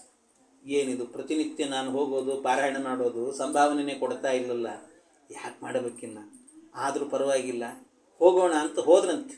4ನೇ ದಿವಸಕ್ಕೂ ಹೋದಾಗ ಅವತ್ತು ಅನ್ನಿಸ್ತಂತ ಅವನಿಗೆ, ಇಲ್ಲ ಇನ್ನು ಮುಂದೆ ನಾನೇನು ಮಾಡಬೇಕು ಅಂತಂದರೆ ಹೀಗೆ ಪಾರಾಯಣ ಮಾಡಬಾರ್ದು, ಇದರ ಅರ್ಥಾನುಸಂಧಾನದಿಂದ ಮಾಡೋಣ. ಸುಮ್ಮನೆ ಮಾಡೋದು ಮಾಡ್ತಿದ್ದೀನಿ, ಮತ್ತು ಸುಮ್ಮನೆ ಯಾಕೆ ಮಾಡೋದು, ಅರ್ಥಾನುಸಂಧಾನ ಪೂರ್ವಕವಾಗಿ ಮಾಡೋಣ ಅಂತ 4ನೇ ದಿವಸ ಪಾರಾಯಣ ಮಾಡಿದ್ನಂತೆ. ಅವತ್ತೂ ಸಿಗಲಿಲ್ಲ ಸಂಭಾವನೆ. ಮರುದಿವ್ಸ ಮನೆಗೆ ಬಂದ. ಮರುದಿವ್ಸದಿಂದ ಹೋಗಲೇ ಇಲ್ಲ ಪಾರಾಯಣಕ್ಕೆ. ಈ ರಾಜ ಏನು ಮಾಡಿದ್ನಂತೆ, ಆ ಬ್ರಾಹ್ಮಣನ ಮನೆಗೆ ಹುಡುಕೊಂಡು ಬಂದಂತ. ಹುಡುಕೊಂಡು ಬಂದು, ಅಲ್ಲೋ ಪ್ರತಿನಿತ್ಯ ನಮ್ಮ ಮನೆಗೆ ಭಾಗವತ ಪಾರಾಯಣಕ್ಕೆ ಬರ್ತಾ ಇದ್ದೆ, ಇವತ್ತ್ಯಾಕೋ ಬಂದಿಲ್ಲ ನೀನು ಅಂತ ಕೇಳಿದ್ನು. ಇವತ್ತ್ಯಾಕೆ ಬಂದಿಲ್ಲ ಅಂತ ಕೇಳಿದರೆ ಆ ಬ್ರಾಹ್ಮಣ ಹೇಳಿದ್ನಂತೆ, ಸ್ವಾಮಿ ಪ್ರತಿನಿತ್ಯ ನಿಮ್ಮ ಮನೆಯಲ್ಲಿ ಬಂದಾಗ ಭಾಗವತ ಪಾರಾಯಣ ಮಾಡಬೇಕಾದ್ರೆ ಸುಮ್ಮನೆ ಪಾರಾಯಣ ಮಾಡ್ಕೊಂಡು ಹೋಗ್ತಿದ್ದೆ. ಆದರೆ ಒಂದು ದಿವಸ ನನಗೆ ಅನ್ನಿಸ್ತು, ನೀವು ಸಂಭಾವನೆ ಕೊಡ್ತಿಲ್ಲ, ಸುಮ್ಮನೆ ಮಾಡ್ತೀನಿ, ಯಾಕೆ ಮಾಡಬೇಕು, ಒಂದು ಸರ್ತಿ ಅರ್ಥಾನುಸಂಧಾನ ಪೂರ್ವಕವಾಗಿ ಮಾಡೋಣ ಅಂತ ಅನ್ನಿಸ್ತು. ಆಗ ಶುಕಾಚಾರ್ಯರು ಒಂದು ಶ್ಲೋಕ ಬರೆದಿದ್ರು. ಅಲ್ಲಿ ಕಸ್ಮಾತ್ ಭಜಂತಿ ಕವಯೋ ಧನ ದುರ್ಮದಾನ್, ಈ ಹಣದ ಸಂಪತ್ತಿನಿಂದಾಗಿ ಅಹಂಕಾರಿಗಳಾದಂಥವರನ್ನು ಯಾಕೆ ಈ ಬ್ರಾಹ್ಮಣರು ಜ್ಞಾನಿಗಳಾದವರು ಹೊಗಳುತ್ತಾರೆ ಅಂತ ಒಂದು ಮಾತಿತ್ತು. ಅದು ನನ್ನ ಅರ್ಥಾನುಸಂಧಾನದಿಂದ ಮಾಡುತ್ತಿದ್ದೆ, ಅದರಿಂದ ನನ್ನ ತಲೆಗೆ ಹೋಯಿತು. ಇಷ್ಟು ಮಾಡ್ತಾ ಇದ್ದೀನಿ, ದೇವರ ಕಥೆಯನ್ನು ಹಾಡಿ ಹೊಗಳೋದು ಬಿಟ್ಟು ನನ್ನ ನಾಲಿಗೆಯಿಂದ ಯಾರ್ದೋಗೋಸ್ಕರವಾಗಿ ಭಾಗವತ ಪಾರಾಯಣ ಮಾಡಬೇಕಲ್ಲ, ಬೇಡ ಕೊಡೋದಿದ್ರೆ ದೇವರು ಕೊಡ್ತಾನೆ, ಇಲ್ದಿದ್ರೆ ಬೇಡ ಅಂತ ಅಂದ್ಕೊಂಡು ನಾನು ಇಲ್ಲೇ ಪಾರಾಯಣಕ್ಕೆ ಕೂತೆ, ನಮ್ಮ ಮನೆಯಲ್ಲೇ ನಾನು ಅಂತಂದಂತೆ. ಅಷ್ಟು ಹೇಳಬೇಕಾದ್ರೆ ರಾಜ ಹೇಳಿದ್ನಂತೆ, ಸ್ವಾಮಿ ಬ್ರಾಹ್ಮಣರೇ, ನಿಮಗೆ ಈ ಶ್ಲೋಕ ಕಣ್ಣಿಗೆ ಬೀಳ್ಳಿ ಅನ್ನೋದಕ್ಕೋಸ್ಕರ 4 ದಿವಸ ನಿಮ್ಗೆ ಸಂಭಾವನೆ ಕೊಟ್ಟಿಲ್ಲ ಅನ್ನಂತ. ಆಗ ಹೇಳಿದ್ನಂತೆ, ಬರೀ 4 ದಿವಸದ್ದಲ್ಲ, 1 ವರ್ಷದ ಸಂಭಾವನೆ ಕೊಡ್ತೀನಿ ಅಂತ ಕೊಟ್ಟು ಹೋದ್ನಂತ. ಅಂದರೆ ಆ ಶ್ಲೋಕ ನೋಡಿ ಹೇಗಿದೆ ಅಂದರೆ, ದೇವರಲ್ಲಿ ವಿಶ್ವಾಸ, ಅತ್ಯಂತ ವಿಶ್ವಾಸ ಎನ್ನುವಂಥದ್ದಿರಬೇಕಂತ. ಹೀಗೆ ವಿಶ್ವಾಸದಿಂದ ಮಾಡಿದರು ಅಂತ ಆದರೆ ಆವಾಗ ಮಾತ್ರ ಏನಾಗುತ್ತೆ ಅಂದರೆ ಫಲವನ್ನು ಕೊಡುತ್ತದೆ ಅಂತ ಹೇಳುತ್ತಾರೆ. ಹೀಗೆ ವಿಶ್ವಾಸ ಫಲದಾಯಕ ಅಂತ ಹೇಳುತ್ತಾರೆ. ಹೀಗೆ ಎಲ್ಲಿ ತನಕ ಅಂದರೆ ದೇವರ ಚಿಂತನೆ ಎನ್ನುವಂಥದ್ದು, ಏವಂ ಸ್ವಚಿತ್ತೇ ಸ್ವತಯೇವ ಸಿದ್ಧ ಆತ್ಮ ಪ್ರಿಯೋರ್ತೋ ಭಗವಾನನಂತಹ ತನ್ನಿರ್ವೃತೋ ನಿಯತಾರ್ಥೋ ಭಜೇತ ಸಂಸಾರ ಹೇತು ಪರಮಶ್ಚಯತ್ರ. ಹೇಳ್ತಾರೆ, ನಮ್ಮ ಜೀವನದಲ್ಲಿ ಎಲ್ಲಿ ತನಕ ಈ ಭಗವಂತನ ಧ್ಯಾನ ಮಾಡಬೇಕು ಅಂತಂದರೆ ಹಾಸಿಗೆ ಹಿಡಿದ್ರೂ ಬಿಡಬಾರ್ದಂತೆ. ಹಾಸಿಗೆಯಲ್ಲೂ ಕೂಡ ನಮಗೆ ಏಳಲಿಕ್ಕಾಗಲ್ಲ, ಮಾಡಲಿಕ್ಕಾಗಲ್ಲ, ನಾಲಿಗೆಯಲ್ಲಿ ಶಬ್ದೋಚ್ಚಾರಣೆ ಮಾಡಲಿಕ್ಕಾಗಲ್ಲ ಅಂದರೂ ಕೂಡ ಮನಸ್ಸಿನಿಂದಲಾದರೂ ಕೂಡ ಭಗವಂತನ ಧ್ಯಾನದಲ್ಲಿರಬೇಕು. ಇಂಥ ಸ್ಥಿತಿಯಲ್ಲೇ ಇರಬೇಕು. ಯಾವತ್ತೂ ಕೂಡ ಒಂದು ಕ್ಷಣವೂ ಕೂಡ ಅನ್ಯಥಾ ಯೋಚನೆ ಎನ್ನುವಂಥದ್ದು ಬರಬಾರದು. ಹೀಗೆ ಆ ಯೋಚನೆ ಎನ್ನುವಂಥದ್ದು ಸದಾ ಹೀಗೆ ಬರ್ತಿರಬೇಕು. ಆ ಯೋಚನೆ ಯಾವಾಗಲೂ ಭಗವಂತನ ಶಬ್ದಗಳನ್ನು ಆಡ್ತಾ ಭಗವಂತನ ಬಗ್ಗೆ ಚಿಂತನೆ ಮಾಡ್ತಾ ಹೋದಾಗ ನಮಗೆ ಕಣ್ಣು ಮುಚ್ಚುವ ಕಾಲ ಬಂದಾಗ ಏನಾಗತ್ತಂತೆ, ಒಳಗಿಂದ ಭಗವಂತ ಕಾಣ್ತಾನೆ. ಆಗ ಭಗವಂತನ ರೂಪವನ್ನು ನೋಡಬೇಕಂತೆ. ಎಂಥ ರೂಪ ಅಂದರೆ ಪರಮಾತ್ಮನದ್ದು. ನಿನ್ನೆ ಹೇಳಿದೆ ನಾನು ಹೇಗಿರಬೇಕು, ಭಗವಂತನ ರೂಪವನ್ನು ಯಾವ ರೀತಿ ನೋಡಬೇಕು ಅಂತಂದರೆ, ಪ್ರಸನ್ನ ವಕ್ತ್ರಂ ನಲಿನಾಯತೆ ಕ್ಷಣಂ ಕದಂಬ ಕಿಂಜಲ್ ಕಪಿಶಂಗವಾಸಸಂ ಲಸನ್ಮಹಾಹಾರ ಹಿರಣ್ಮಯಾಂಗದಂ ಸ್ಫುರನ್ಮಹಾರತ್ನ ಕಿರೀಟ ಕುಂಡಲಂ. ಪ್ರಸನ್ನ ವಕ್ತ್ರಂ, ಪ್ರಸನ್ನವಾದಂಥ ಮುಖ ಇರಬೇಕಂತೆ. ನಾವು ಹೇಳ್ತೀವಲ್ಲ, ಶುಕ್ಲಾಂಬರಧರಂ ವಿಷ್ಣುಂ ಶಶಿವರ್ಣಂ ಚತುರ್ಭುಜಂ ಪ್ರಸನ್ನ ವದನಂ ಧ್ಯಾಯೇತ್ ಅಂತ. ಧ್ಯಾನ ಮಾಡಬೇಕಾದ್ರೆ ಭಗವಂತನನ್ನೇ ಹೇಗೆ ಮಾಡಬೇಕು ಅಂದರೆ ಪ್ರಸನ್ನ ವದನಂ ಧ್ಯಾಯೇತ್. ಯಾರ್ಯಾರನ್ನೂ ಧ್ಯಾನ ಮಾಡೋದಿಲ್ಲ. ಇವು ಉಗ್ರವಾಗಿರ್ತಾರೆ, ಇನ್ನು ಕೆಲವೊಂದು ಸರ್ತಿ ಇನ್ಯಾರು ಹೊಡಿತಿರ್ತಾರೆ, ಸಂಹಾರ ಮಾಡ್ತಿರ್ತಾರೆ, ಅಂಥದ್ದಲ್ಲ. ಮತ್ತೇನು? ಪ್ರಸನ್ನ ವದನಂ ಧ್ಯಾಯೇತ್. ಪ್ರಸನ್ನನಾಗಿರುವಂಥ ಪರಮಾತ್ಮನನ್ನು ಧ್ಯಾನ ಮಾಡಬೇಕು ಅಂತ. ನಲಿನಾಯತಿ ಕ್ಷಣಂ, ಅವನ ಎರಡು ಕಣ್ಣುಗಳು ಕೂಡ ನೀಳವಾದಂಥ ಕಮಲದಂಥ ಕಣ್ಣುಗಳಂತೆ ಪರಮಾತ್ಮನದ್ದು. ಅಂಥ ಅದ್ಭುತವಾದಂಥ ರೂಪ ಪರಮಾತ್ಮನದ್ದು. ಕದಂಬ ಪುಷ್ಪದ ಕೇಸರದಂತೆ ಹೊಳೆಯುವಂಥ ಪೀತಾಂಬರವನ್ನು ಹುಟ್ಟಿದ್ದಾನಂತೆ ಭಗವಂತ. ಕಂಠದಲ್ಲಾಗಬೇಕಾದ್ರೆ ಹಿರಣ್ಮಯಾಂಗದಂ, ಒಳ್ಳೆ ಬಂಗಾರದ ಆಭರಣವನ್ನು ಹಾರವನ್ನು ಹಾಕಿಕೊಂಡಿದ್ದಾನಂತೆ. ರತ್ನದ ಕಿರೀಟ ಕುಂಡಲಗಳನ್ನು ಹಾಕಿಕೊಂಡಿದ್ದಾನಂತೆ ಪರಮಾತ್ಮ. ಇಂಥ ಅದ್ಭುತನಾದಂಥ ಭಗವಂತನನ್ನು ನಮ್ಮ ಹೃದಯಕ್ಕೆ ತಂದುಕೊಂಡು ಅವನ ಚಿಂತನೆಯನ್ನು ಮಾಡಬೇಕು, ಈ ಸ್ಥಿತಿಗೆ ಹೋಗಬೇಕು ಅಂತ. ಇದು ಧ್ಯಾನ ಅಂತ ಹೇಳ್ತಾರೆ ಅಂತ. ಹೀಗೆ ಭಗವಂತನ ಏನು ಸ್ಥೂಲ ರೂಪ ಅಂದರೆ ವಿರಾಟ್ ರೂಪ ಇದೆ, ಆ ವಿರಾಟ್ ರೂಪದಿಂದ ಧ್ಯಾನವನ್ನು ಮಾಡ್ತಾ ಮಾಡ್ತಾ ನಮ್ಮ ಸ್ಥಿತಿ ಎಲ್ಲಿಗೆ ಹೋಗಬೇಕು? ಪ್ರತಿ ಶಬ್ದಗಳು ಕೂಡ ಭಗವಂತ ಅನ್ನೋ ಸ್ಥಿತಿಗೆ ಹೋಗಬೇಕು. ಕೊನೆಗೆ ಭಗವಂತನ ಈ ಮುಖವನ್ನು, ಪ್ರಸನ್ನವಾದಂಥ ಮುಖಗಳನ್ನು ನಮ್ಮ ಹೃದಯಕ್ಕೆ ತಂದುಕೊಂಡು ಅವನ ಚಿಂತನೆಯನ್ನು ಮಾಡಬೇಕು ಅಂತ ಇಷ್ಟು ನಿರೂಪಣೆ ಮಾಡುತ್ತಾರೆ. ಆ ಚಿಂತನೆ ಮಾಡಬೇಕಾದ್ರೆ ಒಬ್ಬೊಬ್ಬರಿಗೆ ಒಂದೊಂದು ಕ್ರಮ ಇದೆ. ಅದರಲ್ಲಿ ದೇವತೆಗಳು ಒಂದು ರೀತಿ ಚಿಂತನೆ ಮಾಡ್ತಾ ಅಂತ್ಯಕಾಲದಲ್ಲಿ ಅವರು ಏನು ಮಾಡ್ತಾರೆ? ಲಯವನ್ನು ಹೊಂದ್ತಾರೆ. ದೇವತೆಗಳು ಲಯ, ಜ್ಞಾನಿಗಳು ಅಪರೋಕ್ಷ ಜ್ಞಾನಿಗಳು ಅಂತಿದ್ದಾರೆ, ಅವರೆಲ್ಲ ಏನು ಅಂದರೆ ಉತ್ಕ್ರಮಣ ಅಂತ ಹೇಳ್ತಾರೆ. ಒಬ್ಬೊಬ್ರದ್ದು ಒಂದೊಂದು ರೀತಿ ಚಿಂತನೆ. ಒಬ್ಬೊಬ್ಬರು ಹೇಗೆ ಅವರೆಲ್ಲರೂ ಕೂಡ ಲಯ ಚಿಂತನೆ ಮಾಡಿಕೊಂಡು ಹೇಗೆ ಹೋಗ್ತಾರೆ, ಇನ್ನು ಉತ್ಕ್ರಮಣ ಹೇಗಾಗತ್ತೆ, ಇದರ ಬಗ್ಗೆ ಎಲ್ಲ ನಿರೂಪಣೆ ಮಾಡ್ತಾರೆ. ಒಳಗಡೆ ಆ ಧ್ಯಾನದ ಸ್ಥಿತಿಯಲ್ಲಿ ನಮ್ಮ ದೇಹದ ಒಳಗಡೆ ಒಂದೊಂದು ಕಡೆಯಲ್ಲಿ ಒಂದೊಂದು ಚಕ್ರಗಳಿದ್ದಾವೆ ಅಂತ ಹೇಳ್ತಾರೆ. ಆ ಚಕ್ರ ಕೆಳಗೆ ನಾವು ಒಂದೊಂದು ನಾಡಿ ಅಂತ ಹೇಳ್ತೇವಲ್ಲ, ಎಲ್ಲ ಕಡೆಯಲ್ಲೂ ಕೂಡ ಹೃದಯ ಕಮಲದಲ್ಲೇನಿದೆ, ಹೊಟ್ಟೆಯಲ್ಲೇನಿದೆ, ನಾಭಿಯಲ್ಲೇನಿದೆ, ಇನ್ನು ಕಂಠದಲ್ಲೇನಿದೆ, ಭ್ರೂಮಧ್ಯದಲ್ಲೇನಿದೆ, ಈ ಮೇಲುಗಡೆ ಬ್ರಹ್ಮನಾಡಿ ಅಂತಾರೆ, ಅಲ್ಲೇನಿದೆ, ಇದರ ಬಗ್ಗೆ ಎಲ್ಲ ವಿವರಣೆಯನ್ನು ಮುಂದೆ ಕೊಡ್ತಾರೆ. ಅದನ್ನು ಮತ್ತೆ ನಾಳೆ ದಿವಸ ಸೇರಿದಾಗ ಅದರ ಚಿಂತನೆ ಮಾಡೋಣ ಅಂತ ಹೇಳ್ತಾ ಇಂದಿನ ಉಪನ್ಯಾಸ ಕೃಷ್ಣಾರ್ಪಣ.